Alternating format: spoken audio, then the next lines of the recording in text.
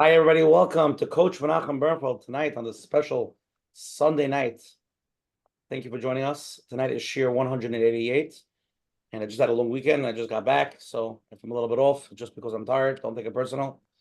And tonight, we're going to start off first with thanking all the people that are coming on every week and letting people know about it. We thank all the people that are part of our program, and they posted on their WhatsApp statuses and they email their friends about it. To talk about Sichas Chaverim, we could talk very important topics in Klal Yisrael, important things that are going on, and have a real discussion about it. If everybody wants to join our WhatsApp chats, we have a community. WhatsApp me at 732-314-1710. I'll send you the community chat. I'll also post it in the Zoom link as well. You can also go to menachembernfeld.com to his website and sign up every week to get his emails and his replays and all the speakers and all the information that's going on in Coach Menachem land. So please go there. Special thank you to all the and anybody's watching the replay of this on YouTube, please click on the like button, the subscribe button. So when we upload the new videos, you can see them right away. And special thank you to all the advertising sponsors, Lakewood Scoop here in Lakewood, Ellie Nario from Parktown Central, and Chaya Kaufman from JCN. Menachem next week. So this week is a very big week this week. It's Shavuot this week, right in the middle of smack of the week. But we're doing a shir before Shavuot, and that's the point of tonight's shir. And the shir after Shavuot is going to be a very special shir. It actually, there's a whole story behind it, but I will leave that for next week. June 16th, we're going to have Menachem, world famous Mordechai Weinberger, together with a few live surprise guests who are going to be sharing their private mental health struggles and triumphs together. It's going to be a very amazing, deep program, and it's going to be not just stories, but the therapeutic and the modalities. It's going to be something very unique. I think it's going to be a very powerful share. People are going to learn people can go through difficult things in life, talk about it, and how they grew from it, and hopefully they'll be helping a tremendous amount of people. We're going to title it Healing Narratives, Personal Mental Health Journeys, and Therapeutic Guidance from the Experts. Let's get real. What's it called over here? Let's get real and break down mental health barriers. So please join us next Sunday at 9:30 p.m. Our Gematria guy is not available this week. He's by the Dir Shusim. So he said 188 is Gematria Torah Avoid the Gemilas Chasadim, Mashiach Tzidkenu, and Chag HaShavuos. So just put it together, you'll see that it adds up. And we're going to start off first with Coach Menachem Sunday night. I just want to be honest here tonight. Everybody should know what we're doing. It's the first time meeting Rabbi Dr. Benjamin Epstein here. So he's here from Israel live, 4:30 in the morning. And Menachem is more into this mindfulness and deep feelings. So Menachem, I'm going to be the Talmud. I'm going to learn tonight what all this means, all this stuff. So Menachem, what are we doing, I think? Amazing. Looking forward. Okay, welcome everyone to another Let's Get Real with Coach Menachem. Here we are, Baruch Hashem, with a lot of Siyata D'Shmaya, number 188. And we have this host to have with us, Rabbi Dr. Benji Epstein. And yes, we're going to be discussing mindfulness, what it is, and we'll have to take it slow because, to get it, to understand it. But here we are, Erev Shavuos, in a few days, Matan Torah, and we have to make some preparations because without preparation, you just fall into it, and sometimes it's over before it starts, and you don't realize. So that could be part of being mindful, making those preparations. And tonight we're going to discuss how to be inspired by every moment, this moment now, and to elevate our Shavuos and Mitzvah Hashem, learn what mindfulness is. So, just a little bit of an introduction. We all know that we're living in a society that's going 1,000 miles per hour. It's going so fast. And if you think about it, just 100 years ago, in one hand, it's amazing. Talk about, you can talk to a person on the other side of the world. You can have a Zoom conference, the speaker from Eretz Yisrael, and you could send a message, email in a second, have a conversation with people around all four corners of the world, not a problem, connected. Everything happens so fast, and it's amazing. On the other hand, the consequences, what are we dealing with? Whether it's anxiety, depression, lack of fulfillment, people are seeking for meaning, and people are never happy, not good enough, looking for more. Others always have more. sometimes people try to figure out what's bothering me. Baruch Hashem, things are working out, things are great. Looking around at my, where I am, I should be so thankful to Hashem. But there's something in me that's I'm just not happy. I'm just looking for more, whether it's going on vacation and then going on vacation from that vacation. And you're running, you're searching, but you're not sure what's going on. What are you looking for? So mindfulness, which we'll get to learn tonight, is a tool that helps, that actually helps. And I don't know the research, but we'll hear, it actually works. Hopefully we'll learn tonight what it is and how it works. But before we go there, by us Yidden, we have implemented in our day, in our week, in our system. Baruch Hashem, we have one day a week that we don't have technology. And that's amazing. Could you think about it? One day a week, you have to shut down and you got to be mindful. 3 times a day, we actually connect. We daven. We're connecting with our Creator, with our mission, with our meaning, with everything that we're looking for. And it's amazing. But the question is it possible that even if we have all of these practices, we could still be missing the boat? Once it becomes routine and you're used to doing it, we do Shabbos, Baruch Hashem, we don't have an Asayan, for those, most of us. And most of us, we daven. But are we mindful? Are we connected? Or maybe not. We're doing it, every week, every month, every year. We're doing it for years, but we're trying to figure out, what am I looking for? So that's the question. Is it possible to be mindless while sitting Shabbos afternoon or davening? And we all know, what's going on in our minds. And listen, I know what's going on in my mind. You know what's going on in your mind. But there's so much going on in our mind that it's hard for us to focus, hard for us to be there, hard for us to connect. So even though we do have the practices, but there is something that we're missing.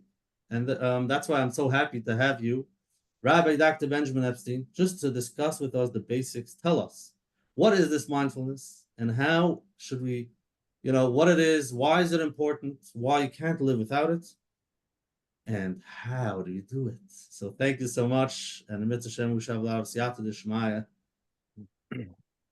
get into it. So again, tonight's share, we titled it Inspired by Every Moment, Elevate Your Shavuos and Everyday Living Through the Gift of Mindfulness.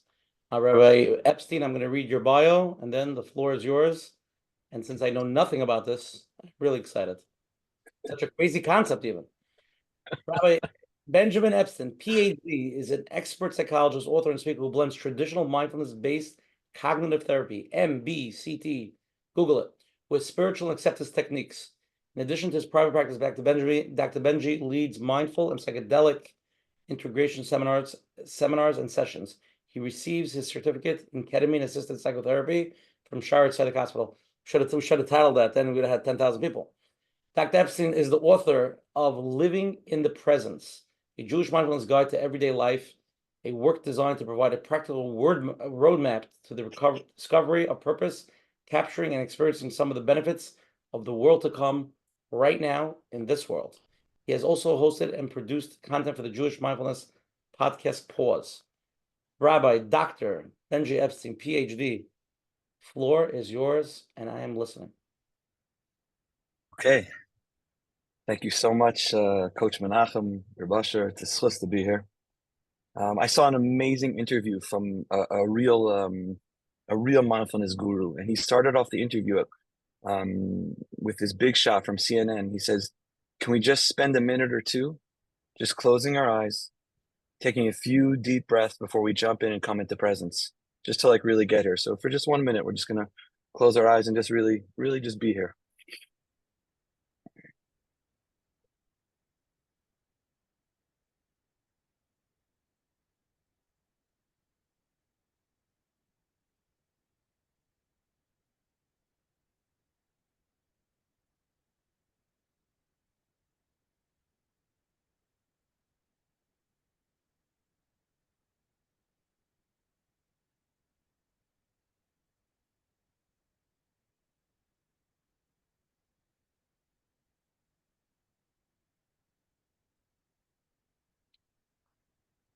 It's nice, right? Okay. Just before we started, we're talking about the atmosphere here in Eretz Yisrael after the news on Shabbos, the miraculous, unreal rescue and release of the hostages. But thinking about the Kadosh who was Nifter, Arnon Zamora, Hashem Yikam Damo, and also thinking about one of the hostages still, Hirsch ben Perel Chana, that all this learning that we're doing here should be for everyone, for the hundreds of families and the individuals who are being held hostage currently in Gaza. But specifically, Hirsch, Poland Goldberg, Hirsch ben Perel Chana.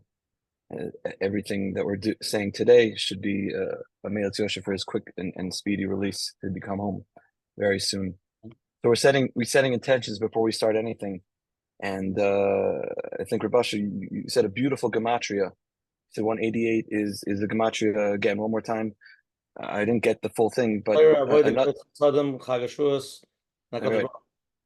So I love that, and the one that I came up with was Havu Godol Elokeinu.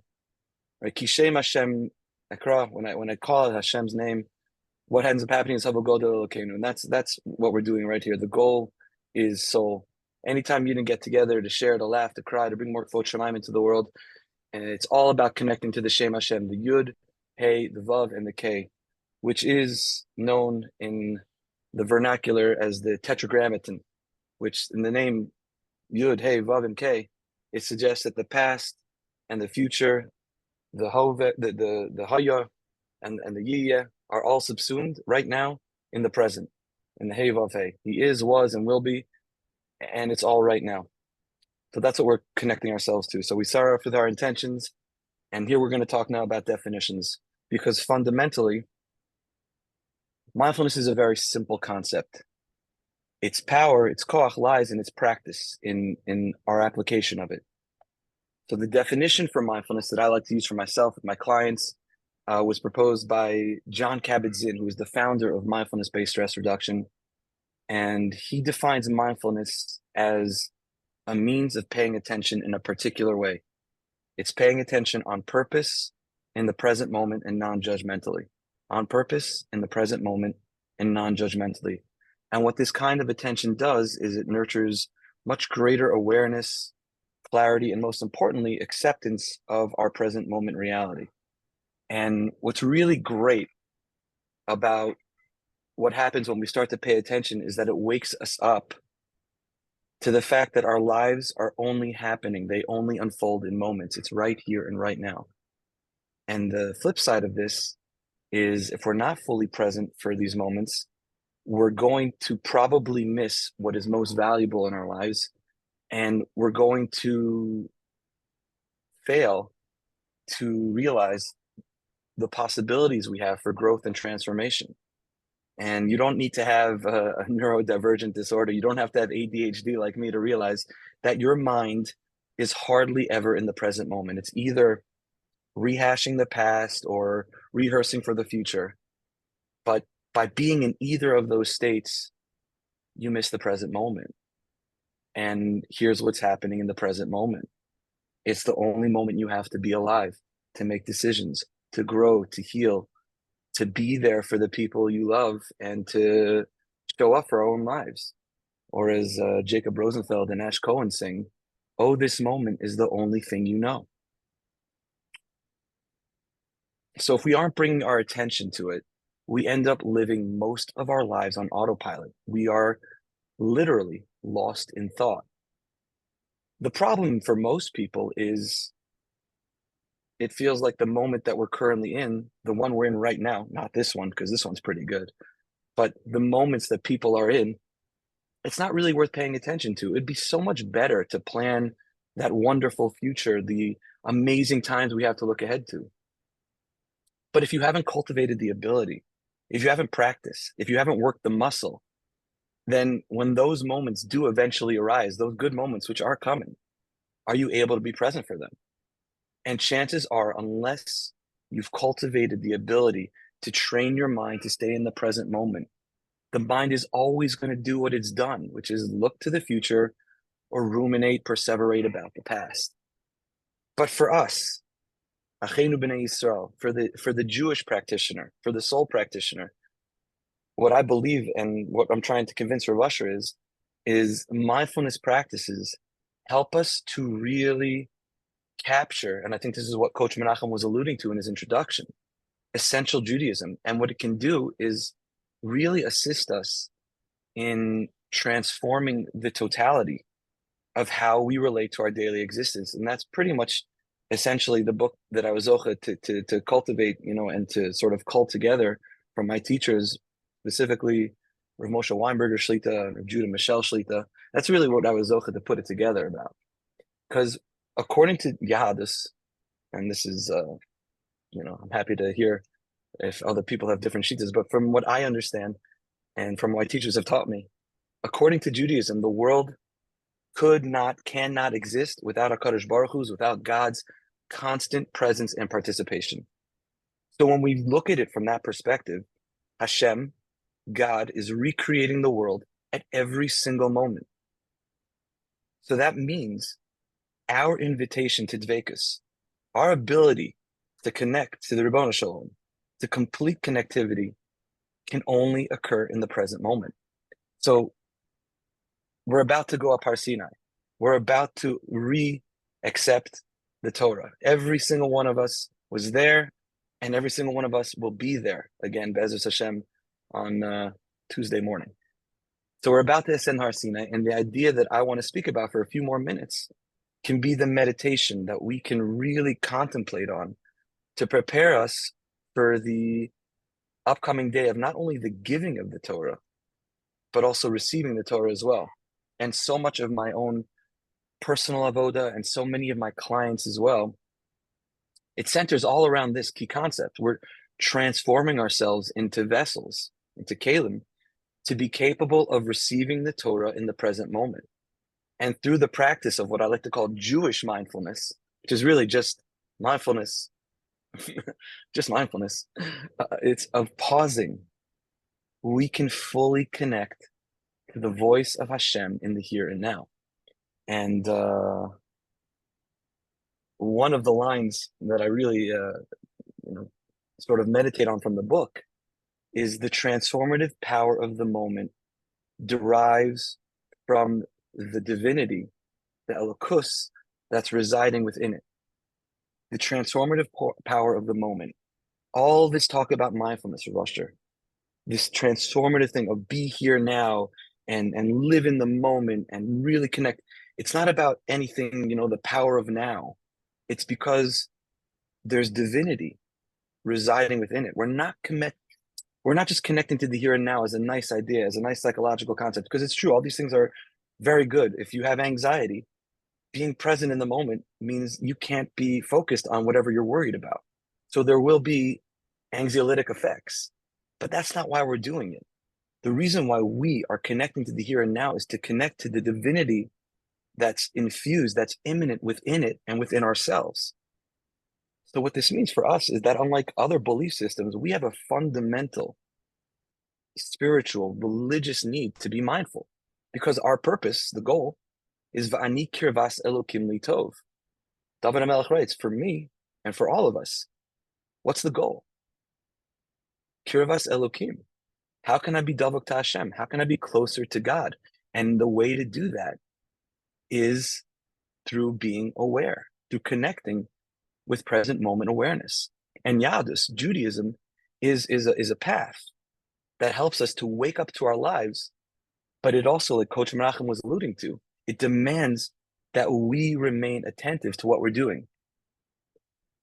If you ask my amazing wife, if you say before Hanukkah, like, what's your favorite Yom Tov? She's like, Hanukkah. Hanukkah is lit. We got to do Hanukkah.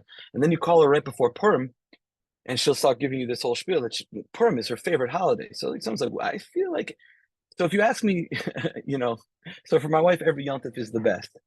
But if you would ask me, what's the most mindful, holiday for Jews, it depends when you catch me. but it really depends on the timing. But right now, the upcoming holiday of Shavuos, that's the headquarters of Jewish mindfulness, because it provides us with the perfect opportunity to deepen our connection to Torah, to the divine, and to this moment. And as I was talking to Coach Menachem at the beginning before, I said that there's a beautiful Jew in the five towns. He's Kila's Kalmavakshi Hashem Rav Yossi Zakatinsky, and he speaks about this Keseder. Talks about that this idea is not, if we believe that Mashiach is coming, it means that we're all going to become Nevi'im. We're all going to become Nevi'im. The Pasuk in Yoel is very explicit that HaKadosh Baruch Hu is going to pour his Ruach on everyone. So we have to be able to cultivate the kelim, the tools, to be able to be fully in touch with what's happening, because that really ultimately is the Navi is really in touch with the divine wavelength. And so, yeah. So one of the ideas that we talk about for Shavuos, and this is something that my clinical supervisor and teacher and road trip partner, Judah Michel, is the chief rabbi of the world. He wrote about this in his magnum opus, Baderech. He wrote, "We shall not cease from exploration, and the end of all of our exploring will be to arrive where we started and know the place for the first time." And what that quote is suggesting, I believe, is that life is a journey of continuous exploration and discovery. But the ultimate goal of our exploration is to arrive at a place where we feel a deep sense of familiarity, of understanding, as if we're experiencing it for the first time. But it's as if, as Rav Joey Rosenfeld says, ki'ilu, as if we're once again climbing Har Sinai for the first time. We're going back to Har Sinai. And we have to really sensitize ourselves to that. So the work of Kabbalah Satorah, but maybe even more, because the name for Shavuos is also Matan Torah, the gift, the present of Torah, which is again, the presence of Torah and living in the present, is waking up to vitality in every moment that we have. Because in wakefulness, everything inspires and nothing is excluded from the domain of the spirit. So again, we're talking about Yitzias Mitzrayim. You're reading Torah every week, every day. You can't go 1, 2, 3 psukim without being reminded that Hashem took us out of Egypt. Zeicher Yitzias Mitzrayim, Zeicher Yitzias Mitzrayim. How many times? 49 times, 50 times, right? When it comes to Mamad Har Sinai, the culmination, the Makah B'Patish, the whole reason we left Egypt, the whole reason we exist, there's barely a trace or mention, right? Some people have it in the Zechiros to remember Mamad Har Sinai. I don't know if you said it today, right? Seems a bit preposterous, right? It's a little bit mudna. The whole reason Hashem took us out of Egypt, Rabbi, right, was to give us the Torah. It's the Tachlis. It's the Sof Pasuk. We've been counting up 48 days. We're almost there. And then we get out and we do all these mitzvahs. And then there's barely a whisper of remembering when we received the Torah. It's a good question, right? Rav Aaron Kotler Zatzal writes, you can only remember something that happened in the past. You're retrieving information from something that happened a long time ago requires the active process of memory, right? You have to remember it only if it happened in the past. And some of the things that, one of my clients talk about is they fear forgetfulness because it implies the loss of something that was once present and is no longer here. But Rav Aaron explains Kabbalah Satorah is different because Kabbalah Satorah is every single day. And in truth, it's every single moment of wakefulness. It's happening again, over and over and over again. We can always tap into the receiving of Torah by being fully present in this moment. Kol Gadol v'lo Yasaf. It never stopped. The question they're going to ask us after 120, Kavata itim la Torah. The Lashon is meduyak. Have you fixed or established your nows, your itim, your moments through the lens of Torah? Are you attaching yourself to Torah in this moment, in this moment, in this moment, and this moment? And that's hopefully the next book. So sponsorships are available. Who do I speak to afterwards about this? Yeah. Right? And again, you look in the Kliyaka, and the Kliyaka again says, it doesn't say it in the Torah. It doesn't. We figured out through, simple mathematics that 50 days after we left Mitzrayim, that's when we get the Torah. But it never commemorates that the 6th of Sivan, never says Vav Sivan is when you got the Torah. And again, by avoiding fixating on a single day, the Torah is giving us a message. It's telling us, do not relate to Torah as something that happened in the past. It's a continuous, ongoing experience. It's happening. It's happening. It's happening now. Our relation to the Torah has to be immediate and visceral. We receive it. We incorporate it into everyday life, every day, each and every moment. And for the final few minutes, just going to learn Pasuk Rashi, right? Pasuk Rashi. We're going back to Cheder. B'chodesh hashlishi, right? Rosh Chodesh Sivan. Latzeis b'nei Yisrael me'eretz Mitzrayim. B'nei Yisrael left Egypt. Bayom hazeh ba'u midbar Sinai, right? Bayom hazeh, the Jewish people arrived in the desert. Bayom hazeh, Erev Shavuos, Tafshin Pei Daled, Tehei Shnat, go to the beach more, right? I think that's something that works out with your gematrias, right? On this day, Erev Shavuos, Rashi says, Lo haya tzarich lichtov ela bayom hahu, mahu bayom hazeh, sheyu divrei Torah chadashim alecha ki'ilu hayom nitnu. It could have said on that day, what is the meaning of on this day? Rashi says, and again, Rashi's job is pshuto shel mikra, basic.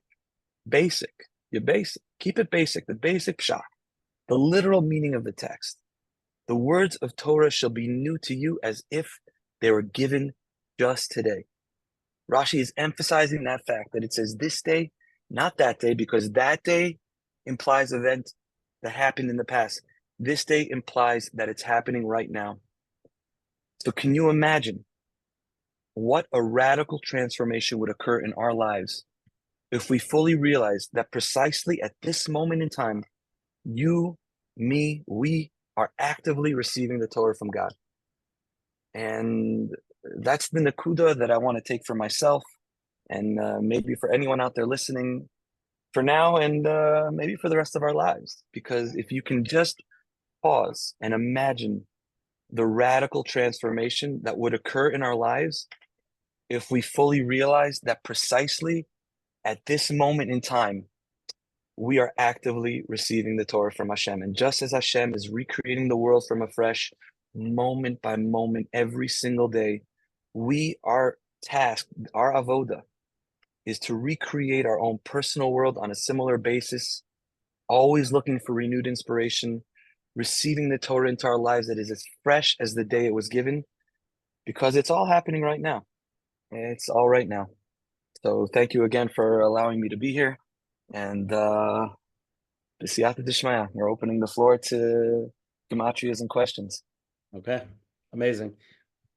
Okay, let's start with a poll, and then we'll start the poll, and then we'll get into questions. Okay. First question: what is your definition / connection to Shavuos? Okay, talking to you personally. Number one, nice meals with the family. Number two, learning all night. Number three, I celebrate being Jewish. Number three, receiving the Torah at Har Sinai. Which of these four is your connection as we go into Shavuos?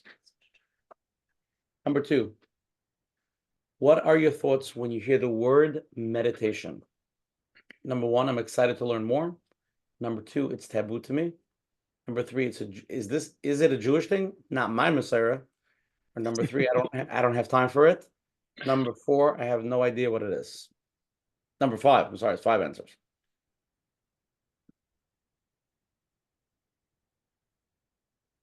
The niggin that goes with this? 9999999. Oy vey. Should have closed their eyes when people are answering. Huh? Could have voted one.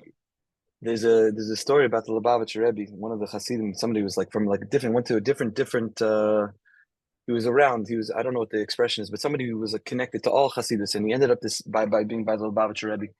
And so they asked him, why did you decide to eventually end up by him? And he says, by all the other Rebbes, when they sing Sama L'cha Nafshi, they all sing with their eyes closed. But the Rebbe, when he sings it with his eyes open. Right? The goal is really to be able to live with our eyes wide open, to be able to see it without closing our eyes. We have to cover our eyes for Shema Yisrael because it's too hard. There's too much distraction. But by the Rebbe, he was able to keep that presence with his eyes open.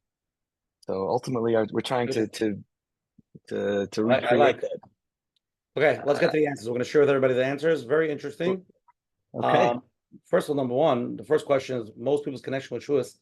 71% of the people Yeah. Receiving the Torah at Har Sinai. 11% nice meals with the family, 9% learning all night, 10% celebrating being Jewish, 71% the connection is receiving the Torah at Har Sinai.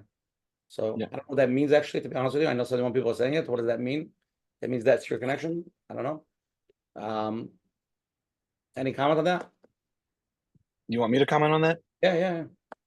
I'm wondering about the rest of the people. Meaning Shavuos is it's a wedding. I think it's the only yontif that doesn't have anything, no lulav, no esrog, no fasting, no nothing, just Torah. Just Torah. Again, that and Shmini Atzeres, which again, which is connected again. It's a wedding. One of my teachers, the Rav Sikluger Shlita, says, imagine being under the chuppah, and the chassan or the kala turns to each other and says, pulls out a notebook and says, I started doing our taxes. I started making a cheshbon of all the things that we need to buy for the next year. You say, sweetie, or you say, husband, cutie, hey, this is not the time for this. Right now, the Sfardim, the Hasidim, they're saying the tikkun, right? They're just being happy about being at the wedding and not like renewing the vows.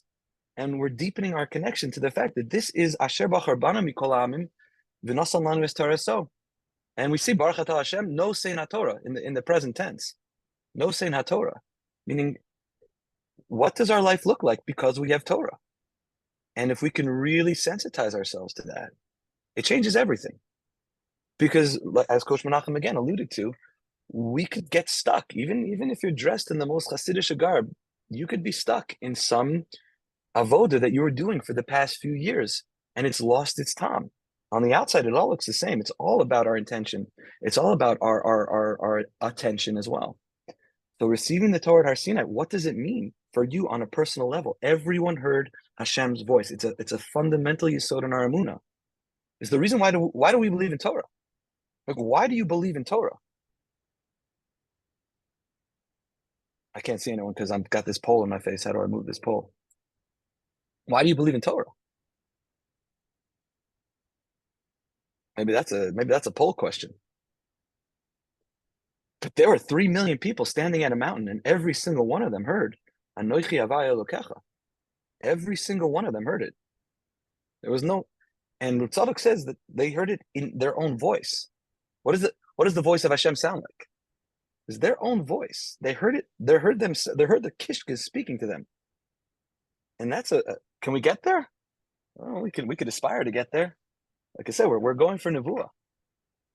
So receiving the Torah, what it means to receive the Torah, and again, the Matan Torah, the Matana of Torah. Does Torah feel like a present to you? Does it feel like a gift? Or does it feel like a burden? And that's something to think about. Second question, what are your thoughts when you hear the word meditation? So 70% of the people are excited to learn more. So I'm excited. I want to learn more. 2% is taboo to me. 6% is it a Jewish thing? It's not my Maseres, not my Masorah. 21% of people say they don't have time for it. And 1% have no idea what it is. What do you say to that? There's a lot to say about that. Specifically, I want to focus on the idea that it's not part of our Masorah, which is just a very unfortunate, another one of the terrible tragedies of I think 2,000 years of Gullus. Because again, if the goal is Nevuah, if the goal is to be able to tap into the voice of the Ribbon Shalom, is to really tap into deep your essence, your soul. How can you do that if you don't know how to quiet the mind? And I'm going to say a Mishnah in Brachos. You're going because you said it's just me and you, right, Rabashi? It's just me and you. 4th, 5th parak of Brachos. I think it's the 5th parak of Brachos. Right? It says a person Chasidim Rishonim Hayu Shoim Sha'achas. Right? They would show him whatever that means, and then they would daven for an hour, and then they would integrate for an hour. What were they doing for that first hour? They were playing on their phone. They were doing Wordle, checking out WhatsApp statuses, doing Chazara of the last week's shir of Coach Menachem. What were they doing? Learning Chassidus. They were learning Chassidus. No, it doesn't say that. It doesn't say they were learning Chassidus. It would say Chasidim Rishonim. How you? It was before Chassidim. Again, there's no Chasidim. There's again, there's before, after, the post. We're all postmodern. So it's like, what were they doing? Very simply, they were contemplating. They were quieting the mind. You get to a point where you're climbing up the ladder, going from Asiya, and then you're going to the next, to the next world of Yitzira, and then to Bria and Atzilus. And we have spiritual models. And now we have therapists like Joey Rosenfeld who are combining these spiritual models with the Torah of recovery and doing beautiful work with that. And our Chaver, Dr. Jacob Friedman, was also infusing all of his spiritual work with the mental health that he's, to hundreds and thousands of people. He also has some really good books that you should check out off the couch. But yeah, they were pausing for a minute, for 2 minutes, for 3 minutes, for an hour. Can you imagine what your mincha would look like if you stopped for 5 minutes and just put away your phone and just breathed before you went into davening? The game changer. So you say it's not part of our Masorah. I'd like to introduce you to Rabbi Aryeh Kaplan Zatzal, who has 3 or 4 books on Jewish meditation and Kabbalah. Every single one of the Tanoim and the Amoraim were seeped in these traditions. Reb Shimon Bar Yochai, we just celebrated the Lag BaOmer, the Zohar. How do you think he came to his realizations? Even though the Baal HaTanya says he was learning Shas the entire time in the cave. But even so, if you look at the Zohar, just reading the Zohar, that's coming from a different place entirely. And we believe that to get to those states of Dveikus, to be able to do that, it's by Shemos Hashem and different ways of breathing. And unfortunately, we've lost a lot of these traditions. So just to be able to tap into what a Shabbos is, to be able to be off your phone and not thinking about your phone, but really be with the people, to be able to daven a Shemona Esrei and just to say the words without being in 50 million different places requires a person. We hear meditation, we think avodah zarah, avodah zarah. Meditation, again, is paying attention non-judgmentally in the present moment. It's just kavana. What's kavana? Benji, let's put Dr. Rabbi Epstein, let's put this to the second to the last. 21% of people, it's not majority, but 21% of people feel like they don't have time for it. What's your comment on that? My comment is if you don't have time for the things that you need to be making time for in your life, I'll tell you, a client comes to Coach Menachem and Coach Menachem says, you need to start exercising. And the client says, I don't have time for that. Coach Menachem is going to say, you need to make time for it. Meaning, if you're not making time for the things that matter in your life, if you don't have time, I can't remember the Tony Robbins quote, if you don't have 10 minutes, then you don't have a life. You're saying, Benji, how am I going to finish all the things that I'm doing? It's do less. Shabbos is the whole avoda of being. So if you don't have 10 minutes, say, oh, I don't have 10 minutes to spend with my kids. Sorry, I like my kids, but I don't have 10 minutes for that. You're saying, how do I not have 10 minutes to actually start spending time to focus on the things that matter in my life? And this is across the board, from the Ramchal to the kabat-zinn to Rabbi Nachman. It says, if you're not taking a few minutes a day to just focus on what am I doing here? What is my purpose? Can I be clear about what my avodah is? Right? The first line in Mesilas Yesharim is Yesod HaChasidus v'Shorish HaAvoda ve'Yizbar v'Yisamit Eitel Adam Mahu Chovaso Be'olamo. When was the last time we just sat for 10 minutes and said, you know what my intention is? What am I doing here? I don't have time. Shkoyach. Rav Moshe Weinberger Shlita is probably the reason that I was so enamored by this avoda. Has been learning the Svarim of the Eish Kodesh, the Piyazezna Rebbe, Hashem Yikom Damo. Again, why we've lost it.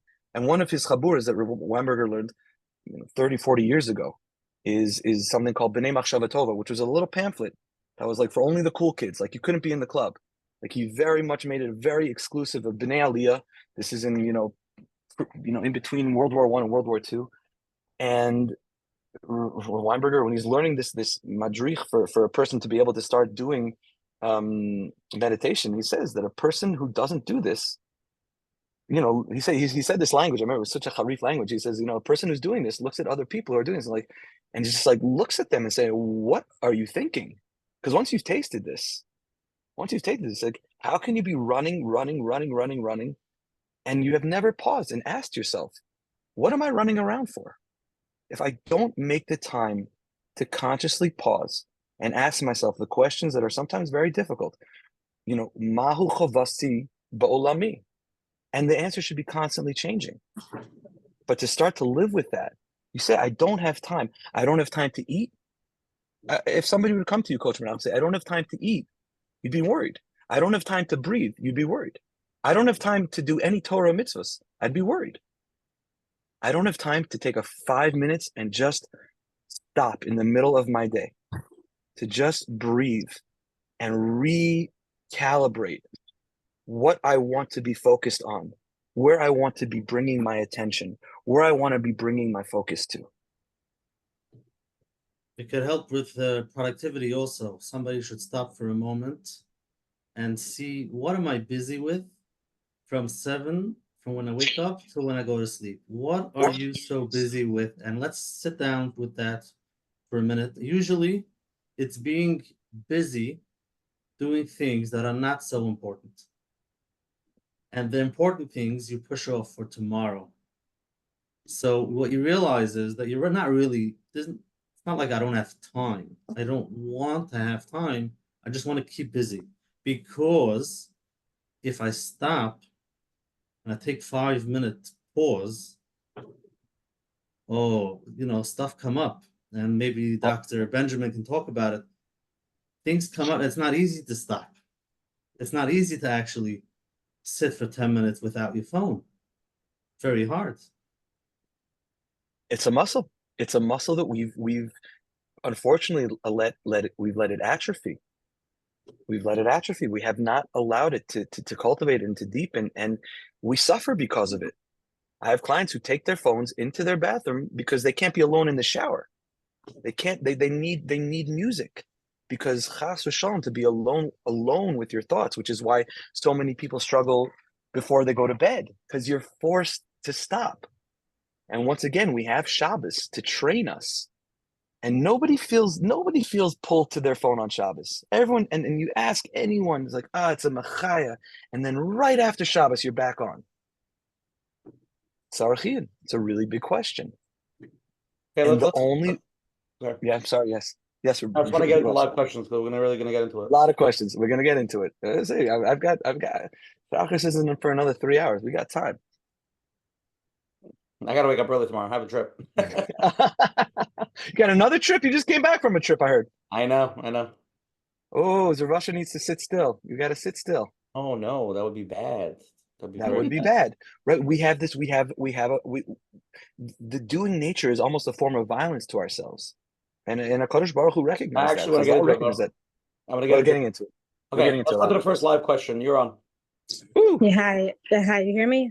Yes. Hi, yes. Yeah, hi. So, how do I know if I'm very into mindfulness, especially DBT, which has a mindfulness module, and how do I know if I'm being too mindful, too hyper aware of what I'm doing? Or a lot of times I got caught up in my own head. I know I'm not on autopilot for the most part. I'm aware. I know what I'm doing. I'm 95% of the time I'm aware. I'm not on autopilot, but yet I'm I can get very caught up in my head, but still I'm caught up in my head, but at the same time, I know what I'm doing. So it's am I doing it the right way? I'm confused. I'm not sure, am I too mindful? Do I need to stop being mindful? I don't know. Rabbi Epstein, I feel like sometimes what you're saying, sometimes when you close your eyes for that minute, right? You keep thinking, okay, am I there yet? Am I there yet? Am I there yet? The mind doesn't let you relax. And you keep on saying to yourself, am I there? Am I doing it right? But you're not really actually being calm. You're not being meditating. Right. Yeah. Beautiful. Yeah. The beautiful, that's a great question. The beautiful thing about this practice is you can't get it wrong. Which really works with my rah, rah, rah, optimism. It's you can't get it wrong. No, there's a way to do it and there's a way to not do it.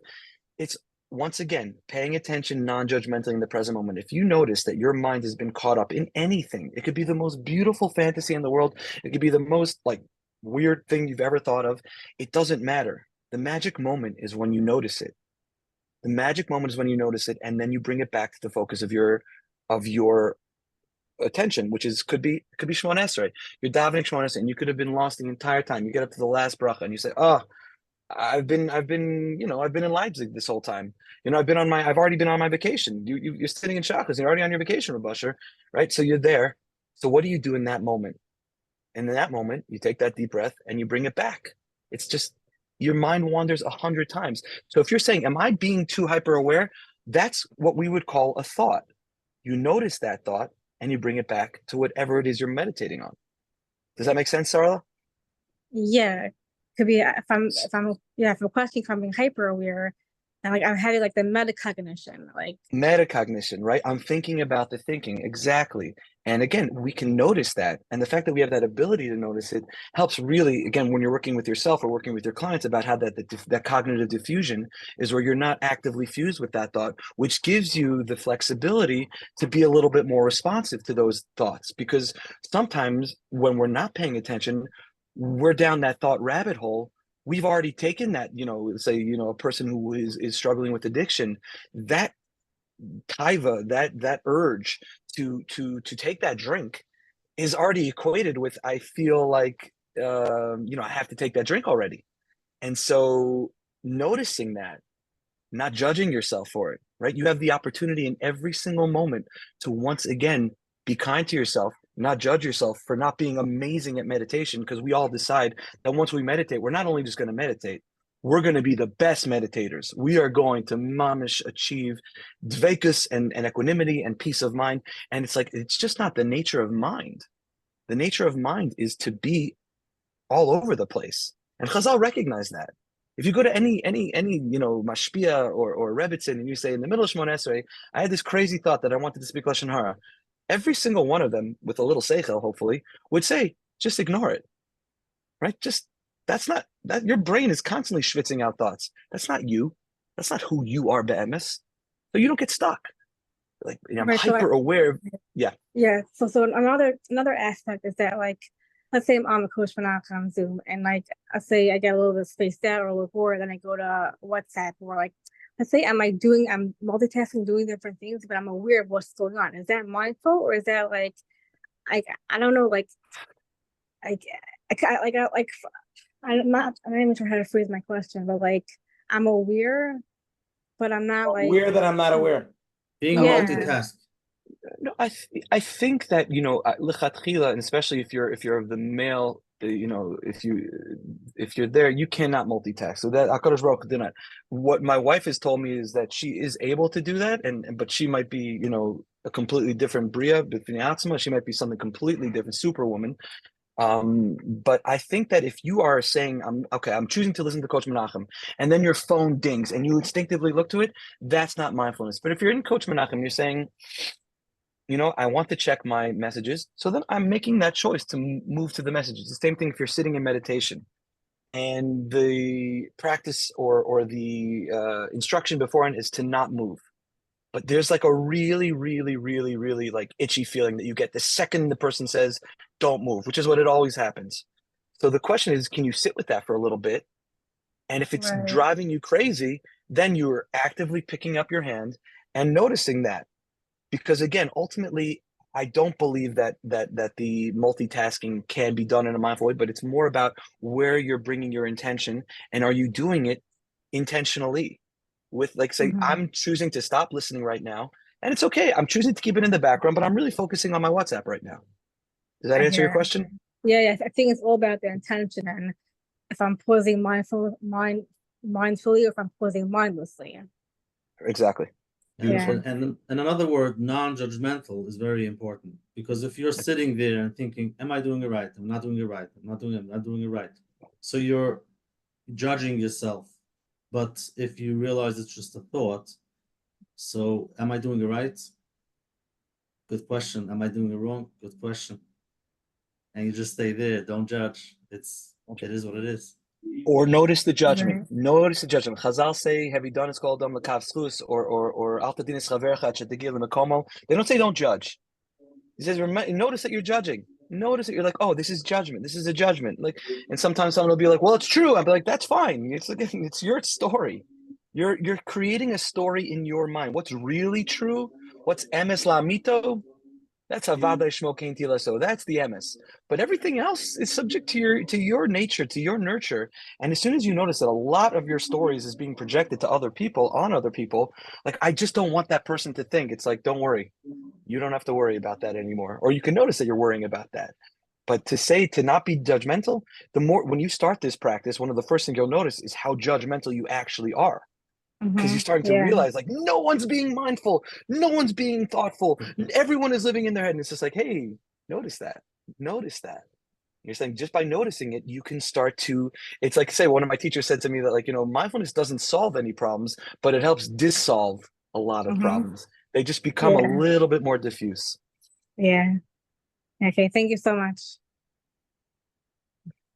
Okay. Let's go to the next live question. Hold on, just waiting for it to get on. Okay. Hold on one second. Yeah, I'm here. Hi. Oh, disappeared. Okay, sorry. I wasn't being mindful enough. So there we go. I'm the opposite of the previous question, just asking being over mindful. So I'm probably the problem here. But in terms of how do you actually do it? So I think coming onto the Zoom, seeing the topic, everyone here is like, okay, great, being mindful, but how do you actually put on those breaks? I'm definitely not over mindful. I'm quite the opposite, where everything's scattered. And I'm, when you first started the Zoom, you asked for a minute of silence. And I'm like, I'm actually in the middle of putting away my kids' laundry. I don't have a minute to close my eyes or I'm going to drop the folded laundry. I am multitasking as I'm listening to the Zoom. So how do us people who are ADHD or have struggled with mindfulness, not the work person who's over mindful, or, where are the breaks and how do we find them? How do we access them? And that. That's a beautiful question. Sima? Both. Okay. Beautiful question. The answer is that mindfulness can't be a vort. It can't be a dvar Torah. It can't be like, okay, it's this week is the topic is mindfulness, and it's like, okay, next week we're going to move on to the next topic. It's like, no, this is always the topic. And for a person to be able to really cultivate this, it's going to require formal practice. It's just like saying, okay, when I go to shul, I'm, following Torah and halacha. And then when I leave shul, I'm a different person. It's like, no, the formal practice, the davening, the learning has to impact every single other aspect of our lives. It's got to be 24/7. And when I say 24/7, it's aspirational. We're always, there's no depth to the amount of presence. So it would be for you, I think, to find somebody or a YouTube or one of the apps. Actually, Dr. Jacob Friedman and I are discussing about maybe creating an app for Jewish mindfulness, for the Jewish mindfulness practitioner, to really, before Yontif, before Shabbos, to help with sleep, every single, because the mitzvahs that we do are from the Lashon Tzavta, with a tzadi, which means to connect us, to what we're doing. So before you eat, instead of eating mindlessly, we make a bracha. Before Shabbos, before jumping into Shabbos, we're going to light the candles to attenuate us to this awareness of now we're switching into a different gear. So you're saying, I don't have the capacity. You can all pay attention, and there's a Gemara that says if you think you have too much money to learn Torah, you don't have time. Here's this person. If you're too poor, you have Hillel. So if you have ADHD and you think you can't meditate, then there's Benji Epstein, right? So. Right. So let me just, I know I have the capacity, but it's extremely hard to access. And I feel like I'm fighting an uphill battle with the world around me. Let's say, forget smartphones and everything that's happening. The world is created to fight mindfulness. Even getting on an app on my phone to do mindfulness just seems like oxymoronic to me, just because I'm going to be on my phone again, So I'm saying not that I don't have access to it, but I see that it would be extremely challenging, and I wouldn't know, or I would love to do it, but I don't know how to actually, what the breaks look like, how to stop. I mean, maybe as a woman it's harder because we don't have, the tzivoy of davening 3 times a day. Maybe that's a factor. That is a factor, but I think also as a woman, I think that you're more intuitive. In general, again, we don't make, there's these typologies, but Rabbi Nachman says, and this is what any single mindfulness teacher would tell you, is keep it simple and stick to the present moment. Meaning it's starting with a minute. It's starting with 2 minutes. It's starting with 3 minutes. Hayom im bikol tishmo. It says when a person wants to enter into Avodas Hashem, a person feels like it's a masa kaved. It's a tremendous, there's so much to learn, Rebbe, right? All the svarim in the library, takes so long to learn everyone. I'm afraid I'll never be a Talmid Chacham. And Uncle Moshe says, Uncle Moshe, listen Talmidim to very closely to what I say. If you learn Torah every day, you do it with a friend, you'll be a Talmid Chacham one day, right? That's it. It's starting with this moment. And my teachers, if they say, hey, I'm going to start with 10 minutes, don't look at it as 10 minutes. It's 1 minute and another minute and another minute and another minute. It's really keeping it simple. So if you tell yourself, I can't do it, it's that original question we talked about. If you can't find 10 minutes, so find 5 minutes. It's the same person who goes to the mashgiach and says, I don't have time to learn. He's like, learn Musar. He's like, why learn Musar? He's like, because you'll find out that you have more time to learn. So again, if this becomes, but it can't be a vort. It can't be just like, oh, I want to try it. It becomes a practice. Just like if a person wants to inculcate healthy eating or more exercise, it doesn't become a nice idea to do. It becomes something that a person is trying to cultivate all the time. And you could be off the train for as long as you've been on. But the second you turn on the light, right? You're sitting in that dark room. The second you turn on the light, you're there. Yeah, but for 50 years of my life, I was not paying attention. Azma. So what? Avar ayin. Right now, I could be more focused. And again, it's folding laundry mindfully. It's feeling the laundry, right? It's not just about breathing. It's not just about closing your eyes. It's about being fully attentive to what you're doing. So you can be mindful in the shower. You could be mindful when you're eating a meal, right? Take your meal and eat it without a phone, without talking. Feel the food, feel the texture. Every single mindfulness-based stress reduction group starts with giving out a raisin and eating a raisin. You know how long it takes them to eat the raisin? 15 minutes. Because you feel the raisin, you listen to the raisin, you smell the raisin, and oh vey, what I'm already getting spilkas on, to spend 15 minutes doing that. But that's what we're doing. People see it's an unbelievable, because once you start paying attention, things slow down. It's just how the mind works.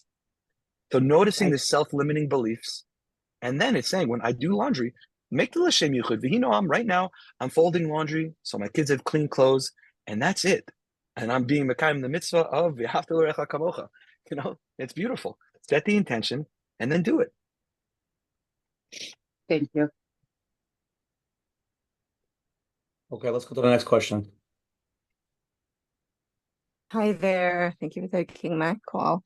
I have a question. If you don't do the preparation necessary, how do you manage to stay in the moment? Like, I didn't count Sephira and I didn't, work on the Sephirot and everything. And then feeling like I'm missing out, or I missed the boat and I can't enjoy the moment because of that. I missed some of the question, but if I'm here, you paused out. Oh, sorry. I was asking about if you don't do proper preparation for Shavuot, how do you tap into being there in the moment and tapping into the Kedusha? Because I never did the work. I never counted Sephira. I never, worked on my midot, and I want to be in the moment, but I'm always full of regret for what I didn't do and didn't prepare properly. That's where I struggle. Right. But it's a really important question that you're asking. And we often have this dimyon, we have this fantasy of not being ready or not being prepared or not having done enough. And it's true. It's true. You could have done more. But the whole lesson of Sphira is to really focus on that day's avoda. So noticing that you're having this judgment, noticing that you're beating yourself up for not having done enough, and it's pulling you out of the present moment. Because right now, it's Shavuos. And you're spending your entire Shavuos feeling like you didn't do enough. For whom? Could it have been better? Could you have done more work before? And it's like studying before the test. Okay, now the test is here. And how do you approach it? How do you go about doing it? So if you catch yourself noticing that your thoughts are pulling you to the past, it's something everyone says to me, it's like, I'm out. It's like, what do you mean you're out? Yeah, I'm out of Sphira. I'm out. Meaning you can't count with a bracha because you missed a day according to some Rishonim?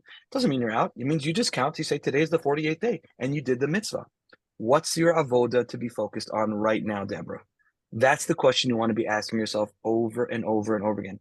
Yeah, but I feel guilt. Guilt is not a productive emotion that we work with. We notice the guilt, but guilt is just beating ourselves up. We could reframe that and really start cultivating something that is more skillful, like remorse, and saying, taking that energy of, I could have done, taking that energy and really investing yourself in what's happening right now. So what do you need to be focused on right now? Does that make sense, Deborah? Yeah, that makes a lot of sense. Thank you. So you're Okay, and saying notice. be kind to yourself. Be kind and be gentle. Gentle. We don't grow by yelling. You know, we don't train the dog or the dolphin to jump through the hoop by yelling at it. You no good dolphin. No, we give it a fish. We give it a fish. We reinforce the positive. We really, and every single little bit that we do, we're machshiv it. We appreciate it. Because the more little that we appreciate, the more and more and more HaKadosh Baruch Hu is going to be giving more and more shefa to it. But if we don't appreciate the little things that we're doing, then it's like, how do we grow? Yeah, I'm sorry, Coach Menachem. So it's notice the thoughts, notice the judgment.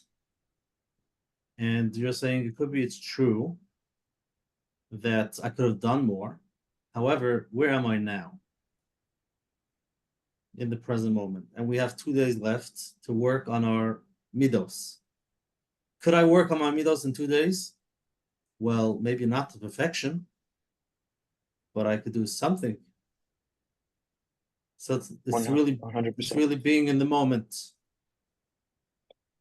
Perfection is not the goal. Perfection is an antidote, is a recipe for pain. And that's it. If we're shooting for shleimus, that's wholeness. That's all of me. Imagine bringing this to the Rebbe Shalom and saying, it's so painful to me that I'm not closer to you. That's beautiful. Everything is about the ratzon. Everything is about the intention. Again, paying lip service to it is different, but not being able to manifest fully, we're so focused on the bottom line. When the bottom line comes to ruchnius, there's no dollars and cents. You have a good feeling about it, that's very nice. You finished many things, that's very nice, but you might have an intellectual capacity. You could have finished so much more. Somebody finishes Daf Yomi, oh, I'm done learning for the day. Why? You have another 45 minutes. The guy finished the shir in 20 minutes. Like, I finished, I'm done. It's like, I put the scratch. Like right now, you still have a little bit more time. I forget what Rabbi says, but even the last mincha of the year, and you're talking about the same bracha, Barech Aleinu Hashana Hazos. Hashana Hazos, it's over. It's like, no, it's never over. It's never over. It's not, at some point it's over. After Mea V'Esrim, it's over. But until you're still breathing right now, there's something that you can be doing. There's something that you can be doing at every single moment. Sometimes it's to suffer. Sometimes it's to wait. Sometimes it's to just get through the day, and that's worthy. And it's really, really getting to know yourself more and more and more. And Shavuos is that time to re-accept the Torah, but not just the Torah in its entirety, but it's what's your Torah? The same chalkeinu b'sorasecha. What's the Torah that speaks to me? And it might be Navi, and it might be Chasidus, but it also might be Torah's Chesed. But I need to be doing more Chesed. I need to be more involved in certain areas of my life and really connecting to it. And that's going to give you your chiyus. That's going to give you the life force that you need. When you're 20, you can't figure that out. But you start to get closer to 30, 40. Start to say, oh, this is speaks to me, and that's righteous. Well, that person told me in yeshiva that I have to learn this sefer. That's not your avoda, and stay in your lane. Zihirus maybe lezrizus, the Ramchal says. Zihirus means being very careful to know yourself, and then you're going to become a zaris. Then you're going to become laser focused. Not that you're all over the place, right, Tommy boy, right? But you're going straight. You're going straight for what it is that your heart, b'makom shalibo chafetz, and then really, really foster that. Just like we want to foster our kids' unique skills. Hey, he's not as good in Gemara as his brother. So what? Chuck him, get rid of him. It's like, no, what's his skill? And how can he be celebrated? And how can we help direct him in that? How can we direct ourselves? Find your Torah. Find your Torah. But the only way to do that really is to, again, quiet the mind, to spend more time living the questions, the process of inquiry. Mahu chovaso ba'olamo. What am I doing here? And you don't need to get the answer. It's not going to come to you right away. But the more you start to ask yourselves these questions, the more you start to cultivate and really develop a practice, and using that, and using the gifts that HaKadosh Baruch Hu gave us, right? Giving us real reminders in everything that we're doing, to pause, to think. Like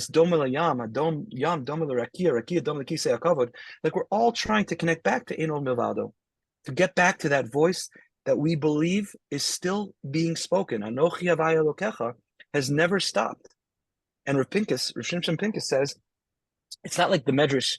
We understand, like, okay, in the medrash, the cow stopped mooing and the fish stopped jumping and the birds stopped flying and everybody was quiet. Shh, listen, no, it's like when you really get quiet, when you intentionally become quieter, when you lean in, then you hear the voice of HaKadosh Baruch Hu. That's just that's innate. Amazing. That's beautiful. Okay, let's go to the next live question, Ron. Hi, you hear me? Yep. Okay. So for a long time, I'm aware of being connected and tuned in, but what I see is that I consciously run away. While I want to connect to myself, I just make sure to do something not to connect, because of the shameful or unworthy thoughts that come to me. Like, I'm in pain of all these negative thoughts that I have. So I just rather will listen to music or do something while doing laundry or while doing something, but not to be with myself because of the bad thoughts and feelings I have. Are we doing therapy right now? Are we doing therapy? Yes. That's it. Yes. No, I'm kidding. No, it's so important. First, to number one, I really appreciate the question. It's so important to Chlomi. Yes. It's so important that you recognize, and this is something that is a real fundamental part of therapy, and if you work with somebody or having a friend, is for you to recognize and to normalize that what you're experiencing, everyone experiences. We all have 30,000 thoughts a day. And some of them are completely like out of left field, like completely not egocentric, which means they're not in line with who we aspire to be. They're not a reflection of our deepest ratzonos and who we really are. And so what we have to start to learn, and this is what meditation can help us with, is to start to see that you are not your thoughts. You're not your thoughts. But because we've gotten so trained and you're so good at thinking, it's so automatic that you start to believe that voice in your head, that's who you are. And it's simply not the facts. So what you would want to do with a professional or with a good self-help book, and this is not, I'm not giving anyone, therapy. I'm not doing psychological advice. I'm saying, this is just sichas chaverim, as we say, right? This is more about you starting to have a more compassionate response to the thoughts in your head that are just popping up. They're not you. And when you start to be able to have that ability to separate from that, then you could look at these thoughts more clearly, and then you could choose to respond. But if there's this fear of like, I cannot be alone with myself, then there's a part of you that's not trusting yourself. Meaning somebody who's struggling with OCD, they have a thought that says something like, you need to wash your hands. You need to wash your hands. Oh, you didn't wash your hands enough for hamotzi. You need to wash your hands. You need to wash your hands. You need to wash your hands again. Again, that thought is a true thought, and it is completely false, right? The thoughts in your head that tell you that they're facts are also thoughts, right? Even the ones that tell you they're facts, they're also thoughts. And learning the skills and working on being able to once again give yourself some revach, some space between those thoughts, then you could start to see, there's that thought again. And that thought's been happening for years and years and years, but I've been judging myself for it. And I've been actively pushing it away. And again, the more we try to push away, the more we struggle with it, the more we're stuck in it. One of the most basic thought experiments is don't think of a pink elephant. Okay, Rabbi Asher, don't think about a pink elephant. What are you thinking about, Rabbi Asher? Purple elephant. A purple elephant. Why are you thinking about a purple elephant? Because I'm not thinking about a pink elephant. I'm back in the pink elephant again. We need to change the way we relate to thoughts. The thought suppression and the pushing it away. Somebody tells you don't think about it.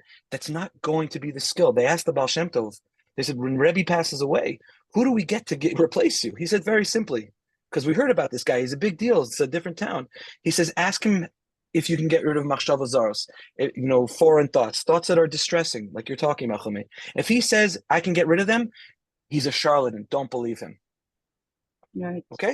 Right. This is the Baal Shem Tov. We like the Baal Shem Tov. Do you have an easy way how to give self-compassion? An easy way to give self-compassion is Easy tip. easy tip. You've been engaged in self-loathing for, I don't know, the past 2-3 decades. Let's just make it go away. It's like, there are tools. There's no easy way. It's the long, short way. But the question is, you want to see what's getting in the way, right? One of the mystics speaks about your job is to not seek love. Your job is to get rid of all the barriers that you've built inside of you that are getting in the way. And that's the work of a good friend, of a spouse, of a therapist, where you could start to see what's getting in the way of you liking yourself. Because you were pretty likable when you were 5. Everybody liked you when you were 5, I think. Wow. Okay. Thank you. Bez Hashem, thank you. Also, what would you tell a friend if they call you and they say all of these thoughts about themselves? If you can, sometimes it's easier to tell a friend. Very easy. It's very easy to tell to a friend, to a child, to everyone. But listen to myself, what you're telling your friends, and take 2 of those and tell it to yourself and see if that works. It's not going to work in the beginning. It's not. It might, but it's also you're not going to believe it. But it's saying this. Rabbi Nachman says this in Sichas Haran, where he says that even if you're not holding by this place, Kavi el Hashem chazak v'yametzibecha v'kavi el Hashem. And again, I'm going to throw out a shout out to if you want to listen to something amazing shurim about hope. Rav Joey Rosenfeld, who's been on the shir, on the Sicha, has an unbelievable series which has really inspired me about hope. But Kavi el Hashem chazak v'yametzibecha. Rabbi Nachman says that even if a person's not holding on a certain level, you should still be mechazik someone else. So everyone thinks to yourself, oh, I don't want to be a hypocrite. Think, no, sometimes you're just not at that place. If somebody's stuck in their own addiction, in their own suffering, in their own self-loathing, it's impossible to get yourself out. You need somebody to help you out. That's just the way it works. That's the way HaKadosh Baruch Hu created in the Bria. But that doesn't mean that you can't be that person. And so many therapists struggle with this, myself included, of this, like, I'm giving this amazing eitzah to this person. I'm like, wow, I really should start listening to myself. But you can't. You need somebody else. You need to be going to therapy. You need to be speaking it out to your friend. You can't do it on your own. And it's humbling, but it's also very, very liberating to know that I could give somebody a good word and then start to treat yourself like a good friend. What would it look like, Chomi, if you decided, you know what, for the next 10 minutes, I'm going to treat myself like a good friend? Because I certainly wouldn't ever speak to one of my friends like this. I would never speak to one of my family members like this. I just wouldn't. I might, but I'm saying most of the time. And really starts, it's so hard. It's so hard. But again, we're not here for the easy stuff. The easy stuff is just not what we're put on this planet for. I wish you could do a play role for us. I want to imagine how I could just love myself. It's so. Do you love anything? Do you love anything in the world? Do you love anything? So I love a lot of things, but is it really love or is it a runaway? Again, I'm saying I'm not talking about chocolate ice cream. I'm talking about, is there something that you feel tremendous affinity for and deep affection for, and someone or something you do anything for? Yes. Start there. So love that person, just passing that love to that person, and then start expanding it slowly. Rabbi Nachman has the practice of Nakuda Tova. Rabbi Nachman says a person needs to find a Nakuda Tova, right? Tzarich ladun et kol adam lekav zchus. Afilu mishu rasha gamur. You have to find and search. So find your Nakuda Tova. And then, of course, immediately your brain's going to tell you, yeah, you gave tzedakah yesterday. Yeah, you smiled at the bus driver. But, Goyach, what's the big deal? It's like every single time noticing that, it's like, no, this is my Nakuda Tova. And I'm going to cultivate it, and I'm going to deepen it more and more. And it's practicing gratitude in a way that's therapeutic, because you can't be depressed if you have gratitude, and you can't be angry if you have gratitude. So we're really doing these simple, basic practices, but we have to make it a practice. We have to make it a practice. It's Shachris, Mincha, Marv. Every time we say Modim, if you have the ability to say Modim, it's I'm not getting back up until I've thought about someone or something, and it could just be something really basic. Like I'm able to walk. I'm able to feel the wind on my face. I'm able to hear the birds. It's like, Benji, get out of here. It's like, yeah, keep it simple. Keep it simple. We get so focused on the big, right? The big things, the big things, again, I didn't write the plan, but the big things, the Kolos Ubrakim of Har Sinai, that didn't last. right? Those peak experiences, if we don't know how to integrate them into our day-to-day lives and really, really our basic, I think there's one of the meditation teachers that I listen to sometimes, he has a beautiful book called After the Ecstasy, not the actual medicine, but the ecstatic experience. He says, after the ecstasy, the laundry. Our avoda is to grow in ruchnius by taking care of the kids, by going to work, by sitting in traffic, not to sit on some mountain somewhere. I'd love to sit on a mountain. I'd love to become a shepherd. Yeah, let's be a shepherd. Mamash talk to HaKadosh Baruch Hu all day. Be really nice. That's not what the plan is for us. And so it's really embracing where we are and seeing how we can serve Hashem, which is ultimately our highest self, in that moment. And what's getting in the way of you feeling good about it? I recognize the struggle of not loving ourselves. I recognize it. It's not something that you go into this field without having some intimate knowledge of that. And there's a way out. There's a way out. Rabbi Epstein, let's get into it. Somebody texted a very interesting question. Is there a difference between mindfulness and meditation? I like that question. Mindfulness is a form. Mindfulness is a form of meditation. There are many different forms of meditation. You could be doing a mantra. Rabbi Kaplan Zatzal has a mantra meditation that he has from Rabbi Nachman, where Rabbi Nachman would say Ribbono Shel Olam. Imagine saying Ribbono Shel Olam over and over again. There are now svarim coming out from the Beis Medrash of Biyam Darkecha, where they're learning the Kavonas Rashash, like learning. You ever seen those sitters that look like coloring books, right? It's all about, that's also forms of meditation, Abulafian meditation, things like that.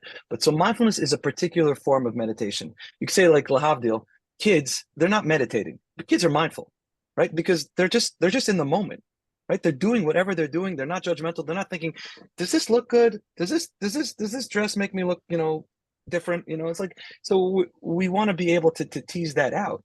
But in terms of being a particular form of meditation, I just think that because in our avodas Hashem, it's such a critical need to be sensitive to every single moment. And the Mekubalim are being miyachid yichudim at every single moment. Rav Chaim Vital says not Rav Chaim Vital, the Nefesh HaChaim, excuse me, says that every single mincha is different. What are you talking about? It's the same mincha. I said the same mincha yesterday. The same thing. It's like, you're different. You're bringing a completely different person. Now it's, whatever day in Sivan we're holding by Dalet Sivan. It's a whole different day.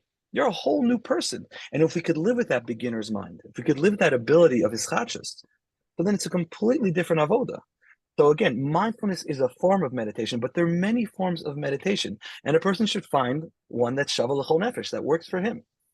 But if a person isn't using some part of the day to just consciously develop a part of themselves, to work on either being more present or to work on being more conscious of what they're doing. So I think Rav Dessler speaks about how, if a day without chesed is a day like you haven't really lived, a day without consciously pausing, and it could be for 2 minutes before mincha, and just realigning yourself to like your greater goals and to your greater vision. It's a day that you might have I don't want to say lost, but it's a day that you weren't behaving as skillfully as possible. Simple question, like let's say during the day you're busy. What would I do in that moment to be mindful of my thing? Would I stop, put down my phone, close my, like what would I actually do? Very basic, practical. What would I do? The breath is your anchor. The breath is always your anchor. Give me an example right now. I'm working on a computer. I have 3 reports. The guy's gonna call me soon. What am I doing? I'm turning off my phone. Am I closing my eyes? What am I actually? Again, if you're catching yourself and saying, I'm going to consciously, very simple. We'll do the stop practice. The Rosh Tevos, S-T-O-P. The first thing you do is you stop. That's the S. T, take a deep breath. Just take a deep breath. And then observe. Observe where your mind's at. Observe where your body's at. Observe where your stomach's at. Observe where you're like, oh my God. Just observe, right? And then you remind yourself, Kadosh Baruch Hu runs the world. Or you remind yourself, hey, I'm doing okay. Or you remind yourself, I've got a lot of things going on right now, and I want to stay focused. Great, whatever's coming up. And then then you proceed in that, but you're not being mindless anymore because you're back in it. You're aware. It's like when a person's learning Torah. A person is supposed to learn Torah to connect to Hashem. But if you're trying to figure out the Gemara, you're not closing your eyes and singing a niggin. You're not. You're not. You're learning Torah and you're using all of your intellectual capacities. But before you learn Torah, you're setting the intention. And a few times during the time when you're learning, you can be like, I'm doing this to connect Lomdei Sarasecha Lishma. I want to be Davak to Hashem. I believe this is the most intimate way to know you by learning, Baba Kama. It's like, really? Shor Shanach Sapar? Yes, Shor Shanach Sapar. This is how I connect to the divine mind. And when I'm clear about that, then I proceed. So again, making the intentional pauses, to just pause in the middle of your day, stop, take a breath, observe, and then proceed in the value direction. And speak Lashon Hara. You just will. Let's go to the next question. Hi, sorry, you're on. Hi. You've answered a lot of questions. As far as like ADHD or anxiety, I'm always dealing with that. And I do try to be a little bit more, I don't say mindful or structured. I generally look forward to Shavuot. I try to put my all into the holiday. But what do you do when something comes out of left field, where, some like a family crisis or emergency, and it's affecting the concentration or enjoyment? I mean, we all want to be with Simcha, but how do you keep the mind just, I don't know, it's even just from straying, for something that can open up a lot of other issues, or things where you're just confused, you don't know what to do. But in the meantime, you got the holiday, and I want to enjoy myself. I want to, serve Hashem. But I want to eat the cheesecake. I want to enjoy that cheesecake. Oh yeah, it's getting. Yeah, usually I look forward to that. It's gotten to the point, I'm not so sure I'm going to be into the cheesecake. But the thing is, what do you do? How do you try to stay mindful? When you've got a emergency going on in the background, or a cry. Yeah. Everybody has their source. I'm not, not discounting, but how do you try to stay focused? I guess practical. It sounds even more like a practical issue than a spiritual.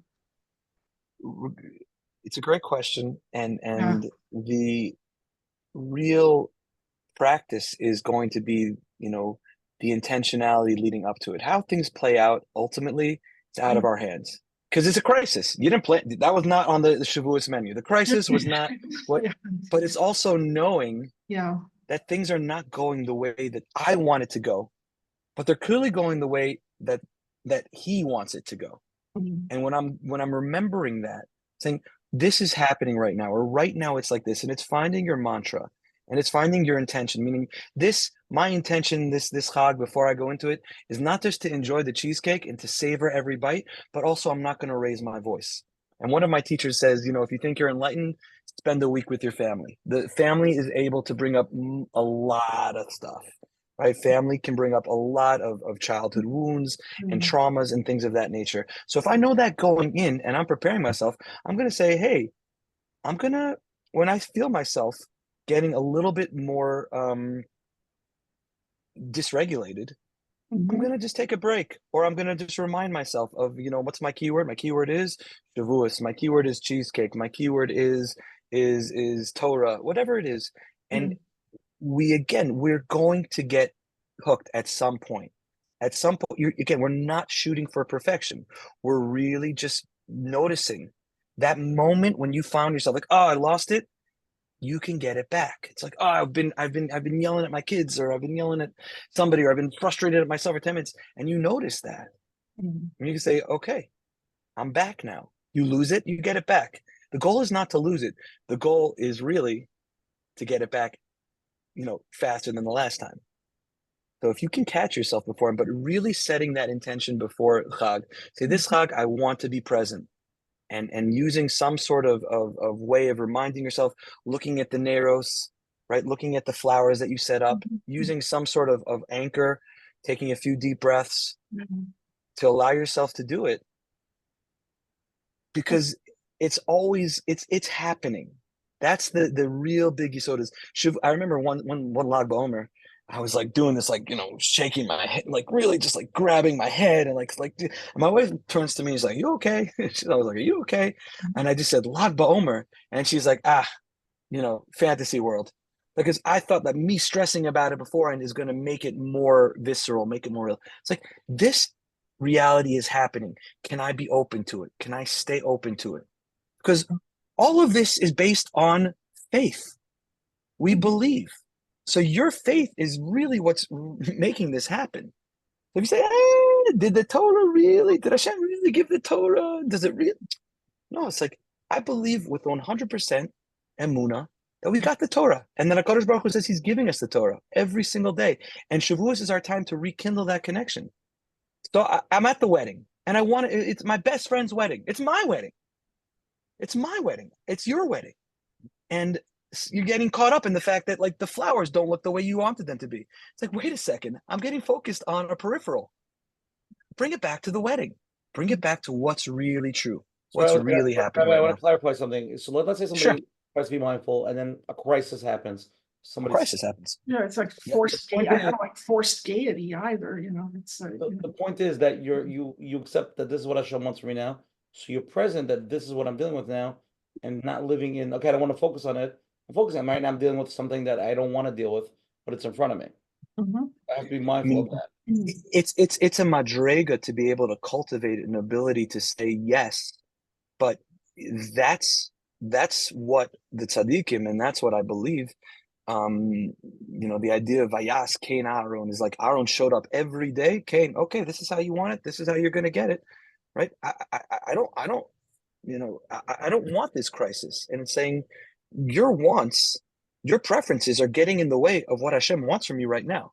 If the halacha is dictating that you need to be in a car right now to Rahman al-Islam for a good thing, your wife, is or somebody, needs to get to the hospital to deliver a baby, right? Hey, I wanted to be learning all night. I think, my kids split their chin open one Shavuos night. And we find ourselves in the emergency room. It's like, you thought that your Tikkun Lo Shavuos was going to be the one that's going to bring Mashiach. It's like, no, you're sitting in the emergency room in Shari Tzedek. And if you're able to say, okay, this is where I can be, and this is what I can be doing right now, and to be doing it b'simcha, I think that's pretty good. That sounds pretty good. Like, yeah, but Benji, there's no cheesecake. I'd be like, yeah, that wasn't part of your Shavuos. You're like, well, I wanted it to be this way.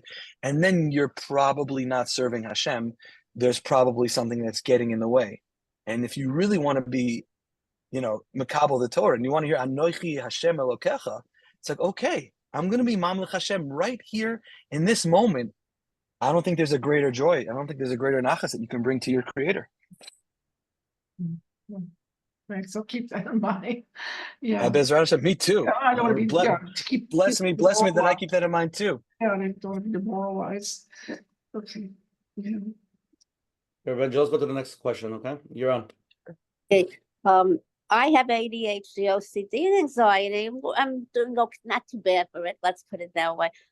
I just find like one day blends into another. It's like, and then I feel Hashem is making the world go faster, faster. He wants to clean us up. Mashiach's coming, and I don't know where to start, when to get to sleep.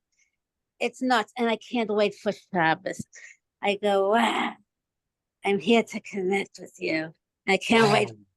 And I can't wait for Shavuos, I'll just have good stuff there. I'll make it good anyway. I'll make it good. I just don't know where to put everything. And then I get a little lazy in between. and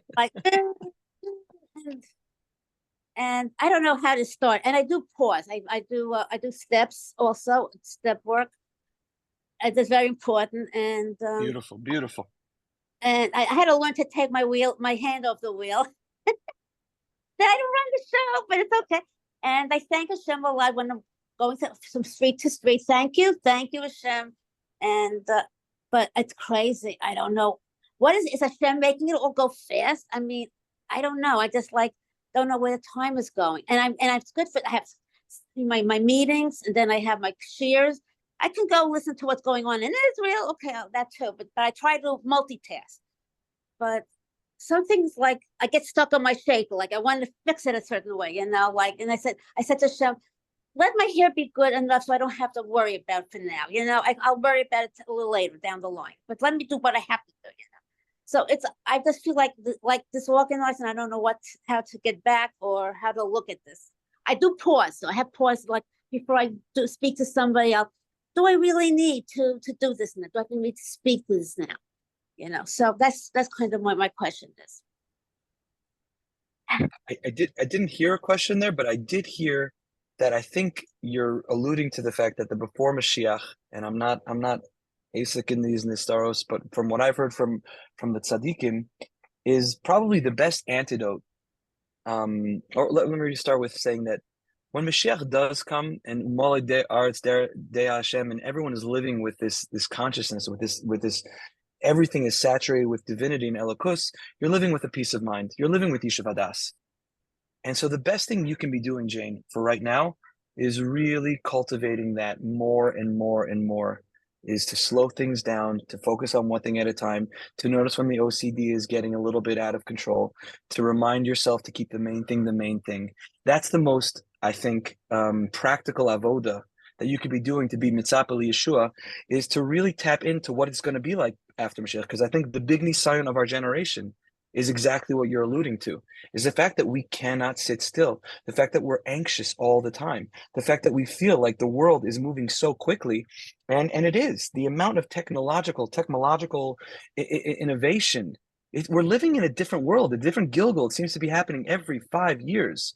Every 3 years is like, what the kids are dealing with right now, what we're dealing with right now, with the technology, and with the also with medications, all the different treatments. There's so much beautiful things in technology, but we also need to be able to remind ourselves that the real goal is to be able to have this presence, and that is really a Mashiach type of living.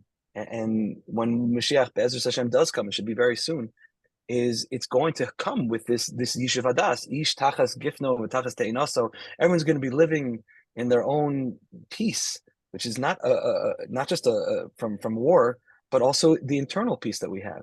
So the best thing you can be doing is noticing that things are fastening, going faster, but to also to allow yourself to live with that Shabbos mindset of intentionally slowing down, of saying Klum Chaser Bebeis HaMelech.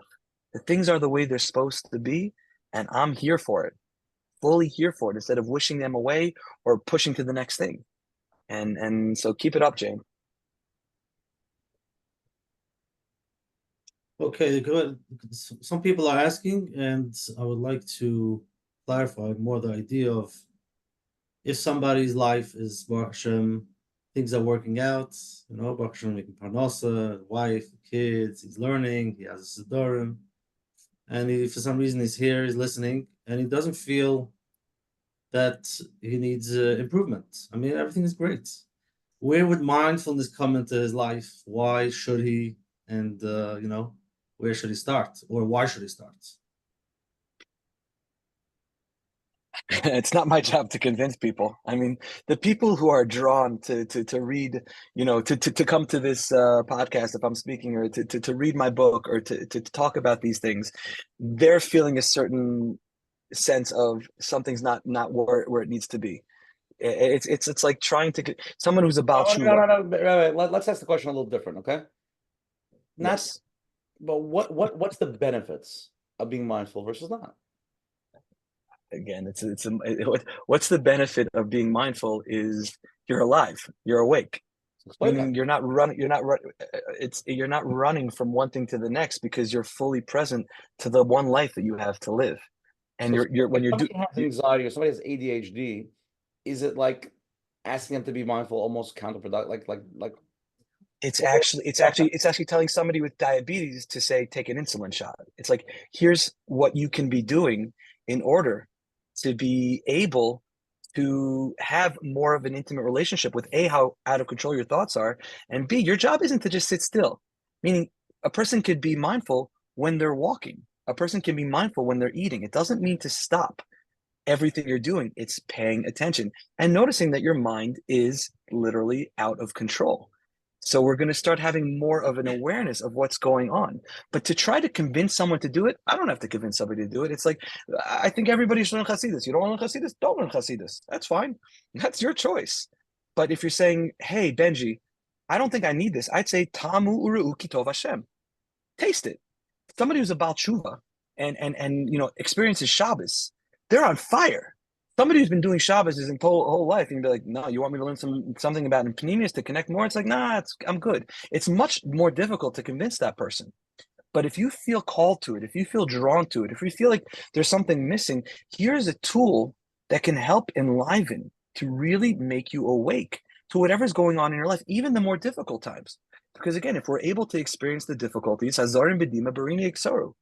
many people who are taking medications for different psychological illnesses sometimes feel like their emotions are blunted, and I said that's part of the trade-off. You're not breaking down, but it's also harder to feel to feel the positive emotions, and it's more and getting more and more closer to what you are feeling, and that ultimately, it's not something about convincing somebody. And a lot of people, when they try something new, it's like, oh, you got to go this, you're doing your ayahuasca, you got to go try this, it's like, hey, we're not trying to convince people, we're not trying to convert people.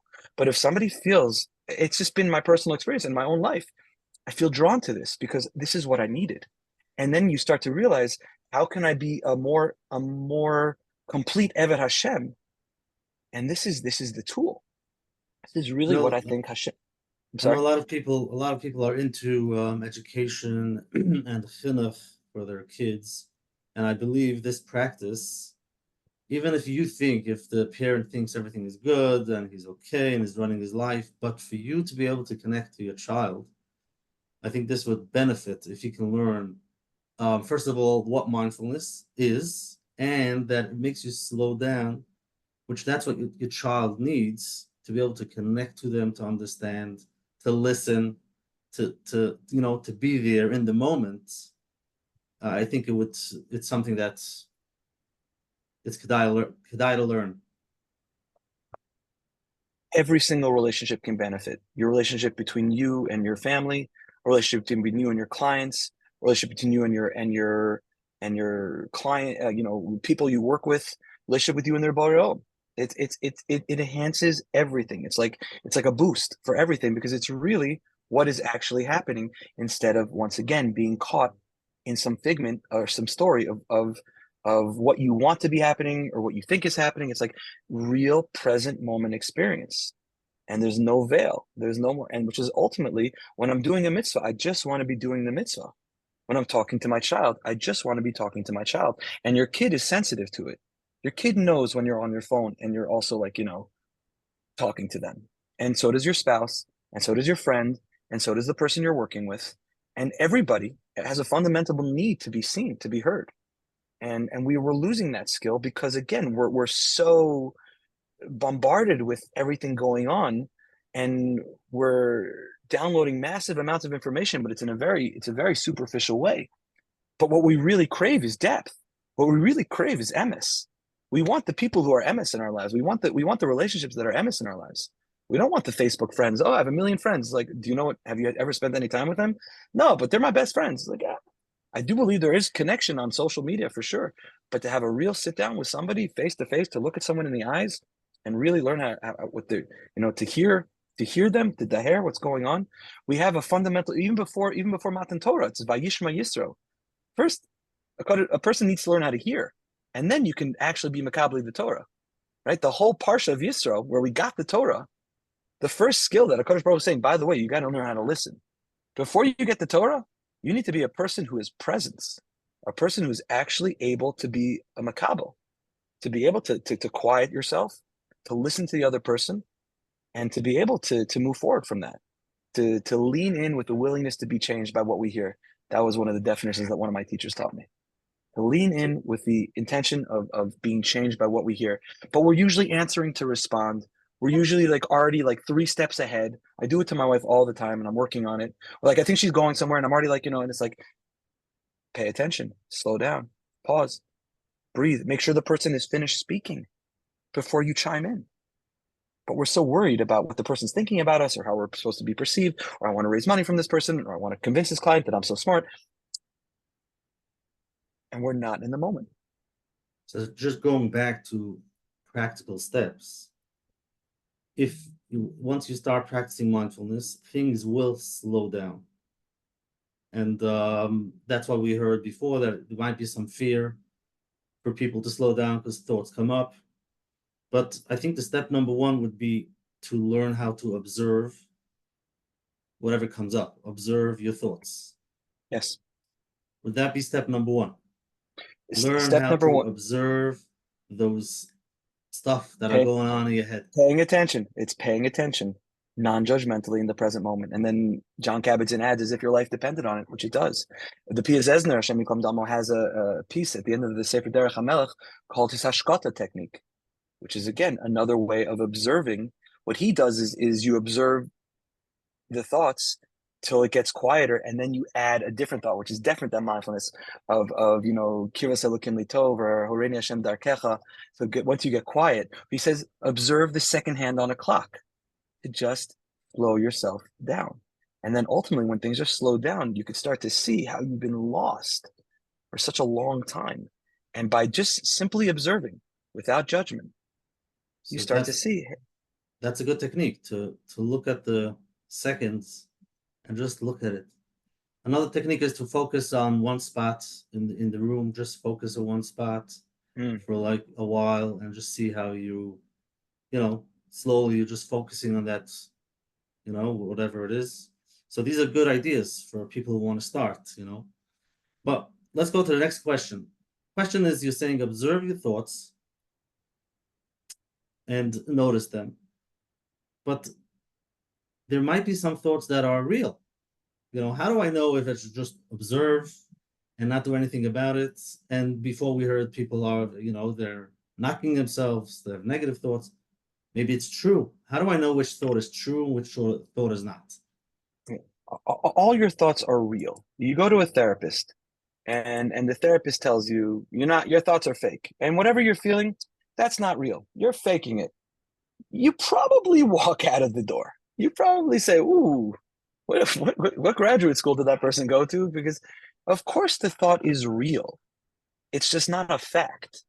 It's just not a fact. You're like, well, Benji, I just had a thought that I'm Coach Menachem. So it's real. It's like, we're not getting into it. Meaning those things about it's all in my head. It's all in everyone's head. It's Hakol Barosh. Hakol Barosh. It's all in your head. Everything is in your head. Everything is the way you're doing it.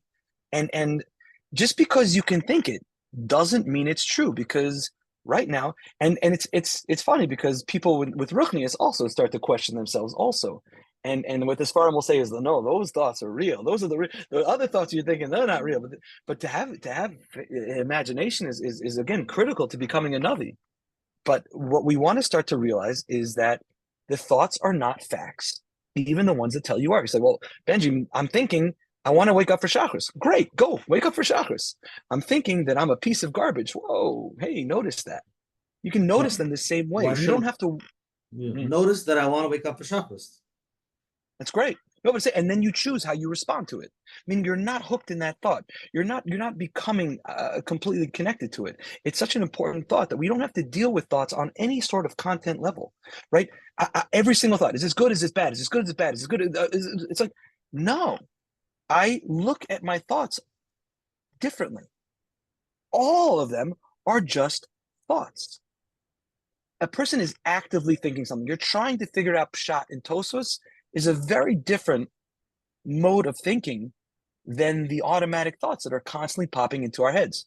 So if you're thinking about how can I bring over 5 cheesecakes to make sure everyone gets a cheesecake before a Chag so I can, enhance it. That's beautiful. But that's not the thinking we're talking about. We're talking about the ones that are the waterfall thoughts, the ones that are just like, in our head, percolating all the time. Why am I getting stuck? Well, and usually you're only getting stuck in the ones that are very, very, very, fun to listen to, or the ones that are very threatening. It's like, ooh, can't kill. That's bad. That's bad. It's like, ooh, and it's a real skill. It's a 2-part skill of I want to come in contact with, like you said, I want to bring it to awareness. I want to pay attention to the contents of my thoughts, and that you have your internal soundtrack. And as much as we like to think we come up with chidushim, it's pretty much the same tape player over and over and over again, right? We've internalized certain thoughts over and over again. It's like, oh, this one's different. An OCD client coming, he's like, oh, I have a new OCD. I'm like, I'm 100%. It's the same guy. It's the same OCD character, just with like a little bit, otog geveret be'aderet acheret. Different makeup, different dress.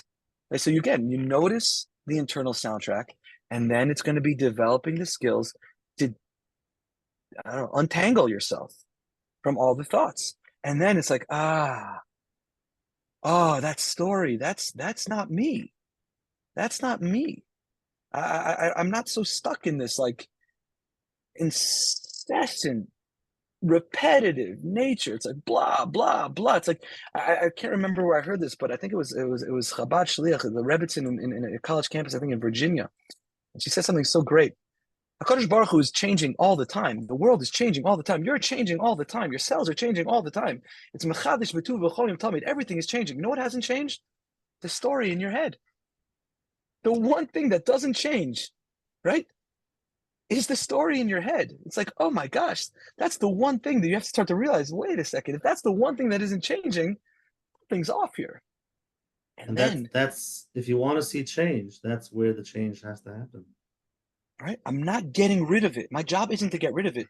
My job is to become so spacious that it becomes just another cloud in my head. You become the weather. You become the sky.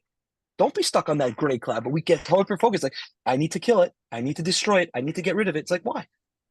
Well, I had a thought that says I'm a terrible human being. I'm working with an OCD Bacher in Yeshiva. He's like, I have to be the best at learning. Who says? The Rabbi says you're created to serve your creator. Lo nishtamish, the Gemara says, lo nishtamish, to serve. The shamish is koni. I need to serve Hashem. Yeah, but that guy finished Shas. Who cares? Stay in your lane. That guy gave a lot more tzedakah. Give more tzedakah if you can. But if you can't, then what are you beating yourself up for? I mean, do with what you can with what you have. And believe that that's your avoda. Can you be doing more? Maybe. But you won't be able to see what you're supposed to be investing your time and love and your neshama into if you don't pause and say, wait a second, what am I doing here? How did I get here? And how am I moving forward? And someone's like, always says to me, like, oh, if I'm being mindful, then how can I prepare? It's because I'm not doing it in the middle of Chazaras HaShatz. Meaning I'm making an active choice on every Thursday night, in between the To'amah and before I go to bed, is to say, okay, let me look at my week right now and say, here's a cheshbon nefesh, and here's what I want to do better next week. But it's not coming from a place of you stink. It's coming like, hey, let's go. Yom katzar, malacha meruba. But that's it. Once a week, twice a week. But the rest of the time, and again, da mala mala mincha. We're reading Pirkei Avos, da mala mala mincha. Everyone's like, Kadosh Baruch Hu's like looking at me, trying to catch me. No, you catch your kids doing good. Know that the way Kadosh Baruch Hu is seeing you, the way you're judging others, is what's happening in the world. Are you judging others favorably? Because that's how you're being seen. Are you looking at yourself positively? We're not pretending that there isn't what to be doing. We're not pretending that there are some unskillful behaviors that we have to work on correcting. But that's just not going to be the way we relate to ourselves or others. We don't just it's like, I'm just going to focus on all the bad things that person did to me. Let me see where I can connect to that person, and then I can start to skillfully work on it with myself and with my loved ones, and then with the entire world. Ki ish echad b'leiv echad. Ki ish echad b'leiv echad. We have to start cultivating it, and it starts at home. And when a person starts to see how their thinking is so insubstantial and is so repetitive and so banal and so mundane, you can start to rest in this mamish, this mochin de gadlus of a loving heart, instead of getting lost in this labyrinth of dimyonis, of thought. Amazing. What is chus? Let's go to the closing part of tonight's share. Thank you, Rabbi Dr. Benjamin Epstein. Is that it? See, time flies when you're having fun. Is that it? What we got? I was you were mindful of what was going on. You were so there, you're gone. I tell you, it's what he's going to start using it all the time, and like make sure he's using it right. Every second. Waking up so early next show and really putting down the concept of mindfulness, just talking about it. I think it's a tremendous thing. Again, tonight's share is 188. If anyone wants to join the WhatsApp chats, please WhatsApp me at 732-314-1710. I can send you the community chat. You can go to menachembernfeld.com, sign up for his weekly flyers. Again, if anybody's here the first time, every Sunday night at 9:30 on this Zoom ID, we have different topics. If our bottom, it's Sunday after Shavuot, so we should have a great week this week, Menachem. Shavuot, it's gonna be, it's very little work this week, so enjoy it. Enjoy the cheesecake. But right after that, Sunday we're gonna have a beautiful share with world famous Mordechai Weimager We're gonna have live guests that are coming on to share their private mental health struggles and triumphs. And we're gonna do the diagnostic part, and we're gonna do their stories, and we're gonna try to learn from it. It's called Healing Narratives, Personal Mental Health Journeys, and Therapeutic Guidance from the Experts. Let's get real and break down mental health barriers. So it should be very powerful. Share. Please join us. Let people know about it. It's gonna be something amazing. Looking forward to it. If anybody has any questions, you can email coachmenachem@gmail.com. Everything's recorded. menachembernfeld.com, and tonight's share is 188. If anyone wants to listen to it on the phone number that'll be uploaded to is 732-305-9011, 732-305-9011. Rabbi Epstein, if somebody wants to get a hold of you, how do they get a hold of you? Email, website, phone number, social security number, address? drbenji.com, drbenji.com, or epsteinmindfulness@gmail.com. So, yeah, and I'm pretty good at being responsive. Okay, so I can send their email there, get in touch with them. Yeah, please don't hesitate to be in touch. Any further questions? Definitely. And thank to all the advertisers on Lakewood Scoop. You're in Lakewood. Lakewood Scoop. Lakewood Scoop. Whoa. Scoop it up. Scoop it up. 5 Town Central, and Chayla Kaufman from JCN. And I'm going to go to closing the Menachem, and then Rabbi Dr. Benjamin Epstein, Ph.D. We're going to leave it to you to leave it up. But the only thing I want to say after being here for 2 hours is that the thing you opened with is very true. The mindset that we're never there. We're always either thinking about how bad something happened or how the past was, or worried about what we're going to about the future. Very rarely we're present in the very present. The present moment. Such a funny text. I just have to laugh. Very rarely are we present in the actual. Right, exactly. I wasn't even present in the speech. And I feel like most people live a big chunk of their life not really being here. They're never at 11:24 p.m. at this time. They're always thinking about tomorrow morning and the stress. And I guess if we're mindful about what we're doing and more present, and again, sometimes it's hard because we get very nervous. Our mind really is crazy things. It just takes you to another planet. I mean, just daven shmoneh, so you'll know what I'm saying. And you just end up someplace like, where you are. So I think that it's a type of skill. It's like a muscle that we really have to work on it. And I think if I'm gonna do it for myself, and everybody can do whatever they want, is the concept of trying to say 5 minutes a day, I'm gonna start with this. Just, during your work day when it's busy and it's hectic, or maybe before davening, whatever works best for you, and say for 5 minutes I'm gonna turn off my phone.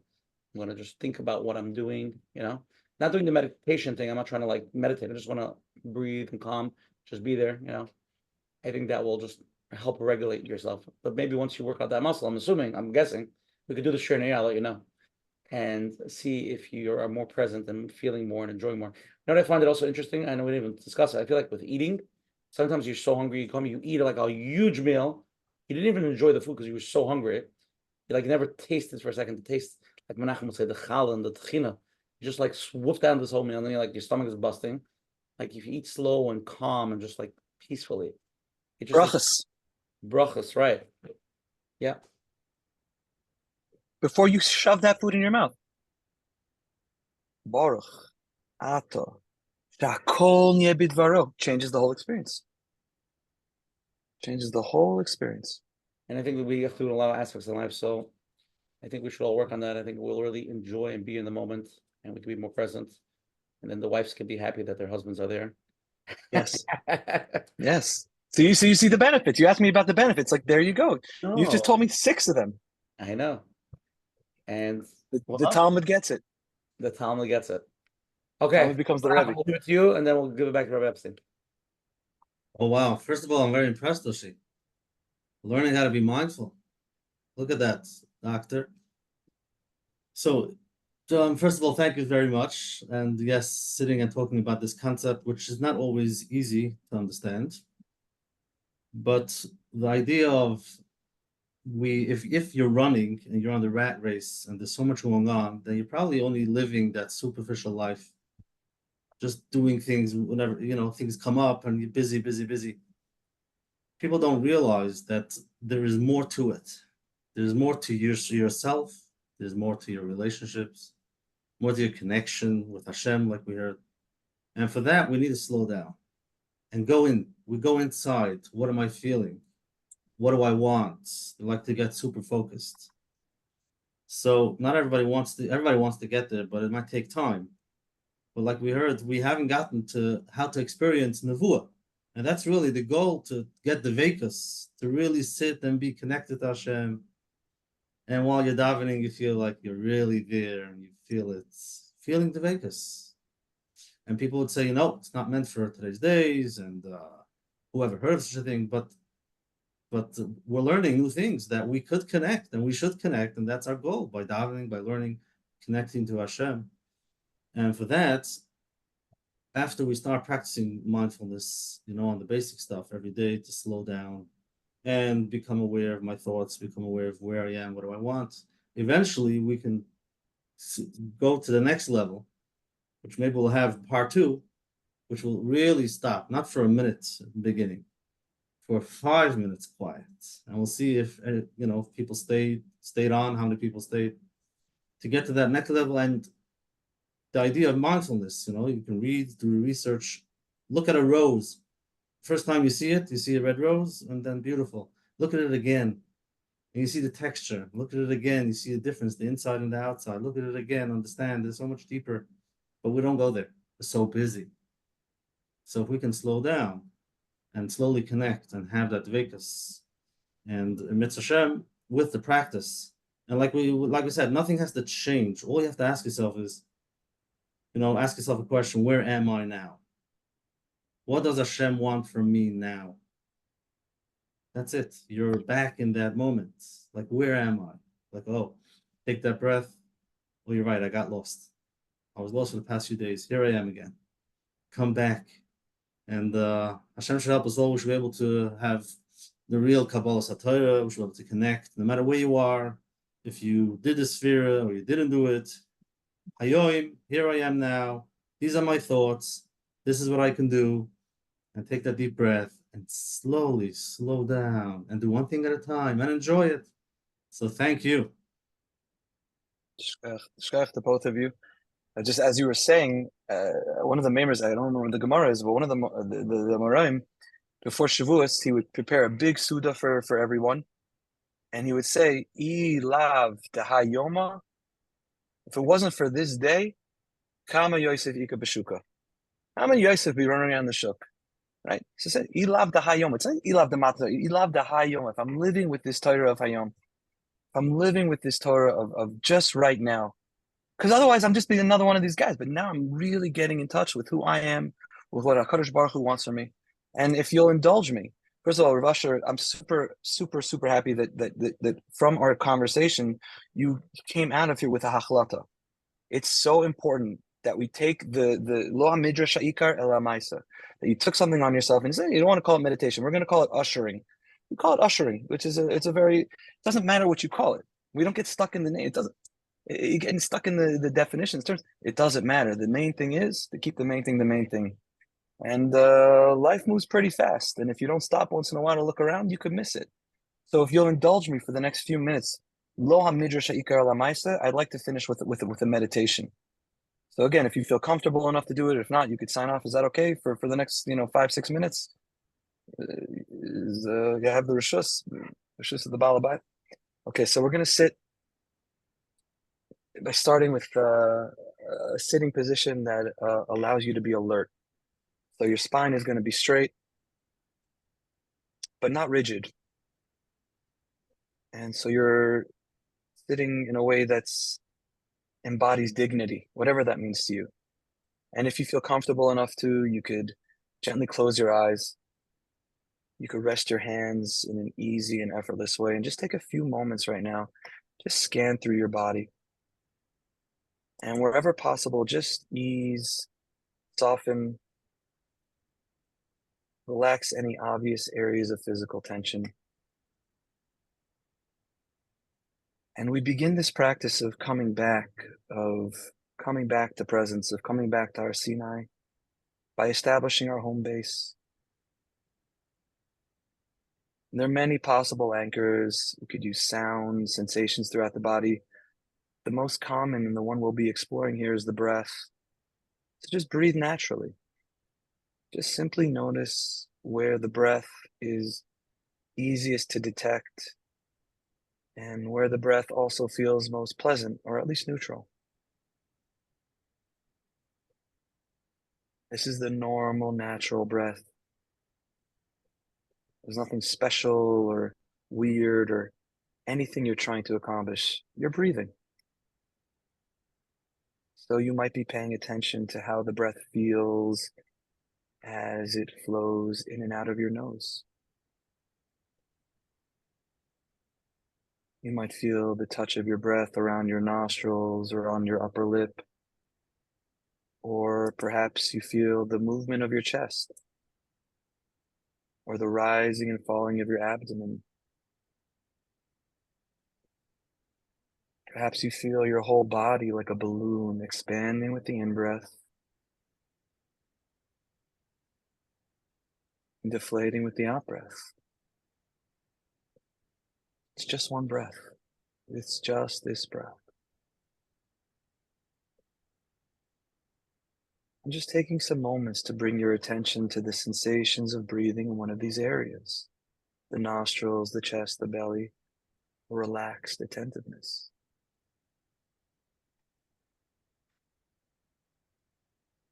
There's no need to control the breath, rather, since you're receiving the breath, much like you'd be listening to a sound, you're settling back in awareness. It's a relaxed awareness.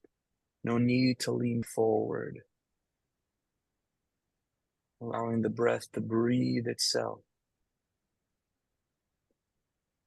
And just discovering, observing what the breath is really like as a changing experience of sensations. Life breath is your home base, a place to rest and be aware. Just for the next few moments together, simply relax as the breath comes in and notice what that's like.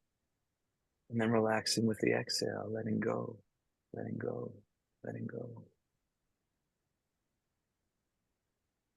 And noticing where your attention is. You might find that your mind is drifted off into thoughts.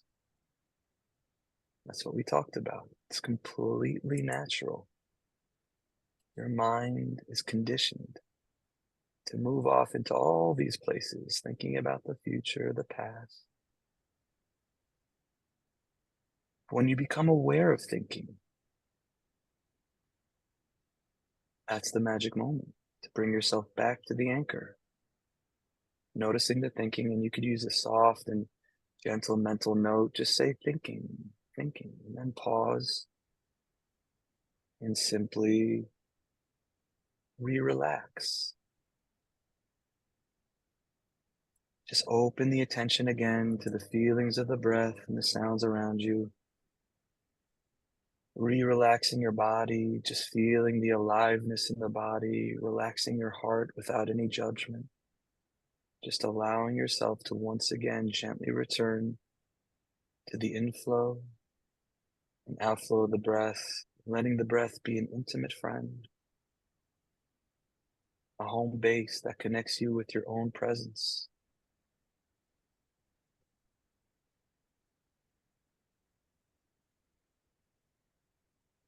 You can notice other experiences in the background, traffic, your tummy, birds. You feel sensations, warmth, coolness, whatever it's in. It can be there. These experiences can be there without drawing you away. You continue to breathe, to relax with the breath, with the intention of noticing when you can, when you drift off into thought. Mind wanders back to the breath. Mind wanders again, back to the breath. If the mind wanders 1,000 times, back to the breath. That's the practice. Gently come back into this moment. Thoughts are not the enemy. You don't have to clear your mind. Rather, you're developing the capacity to recognize when thoughts are happening and not get lost in the storyline.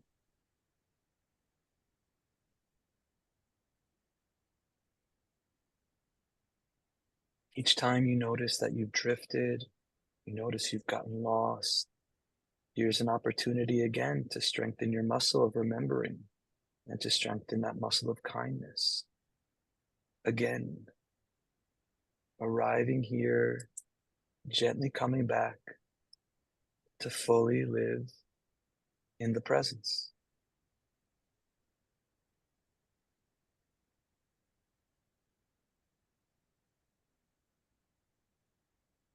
As you notice the mind getting quieter, you might sense the peace that arises when you relax even more and immerse your entire awareness into the inflow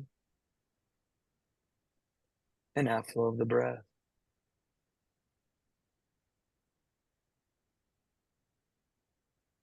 Breathing in, knowing that I'm breathing in. Breathing out, I know that I'm breathing out. Just simply aware of the beginnings and endings of each breath. Awake, at home, in this moment.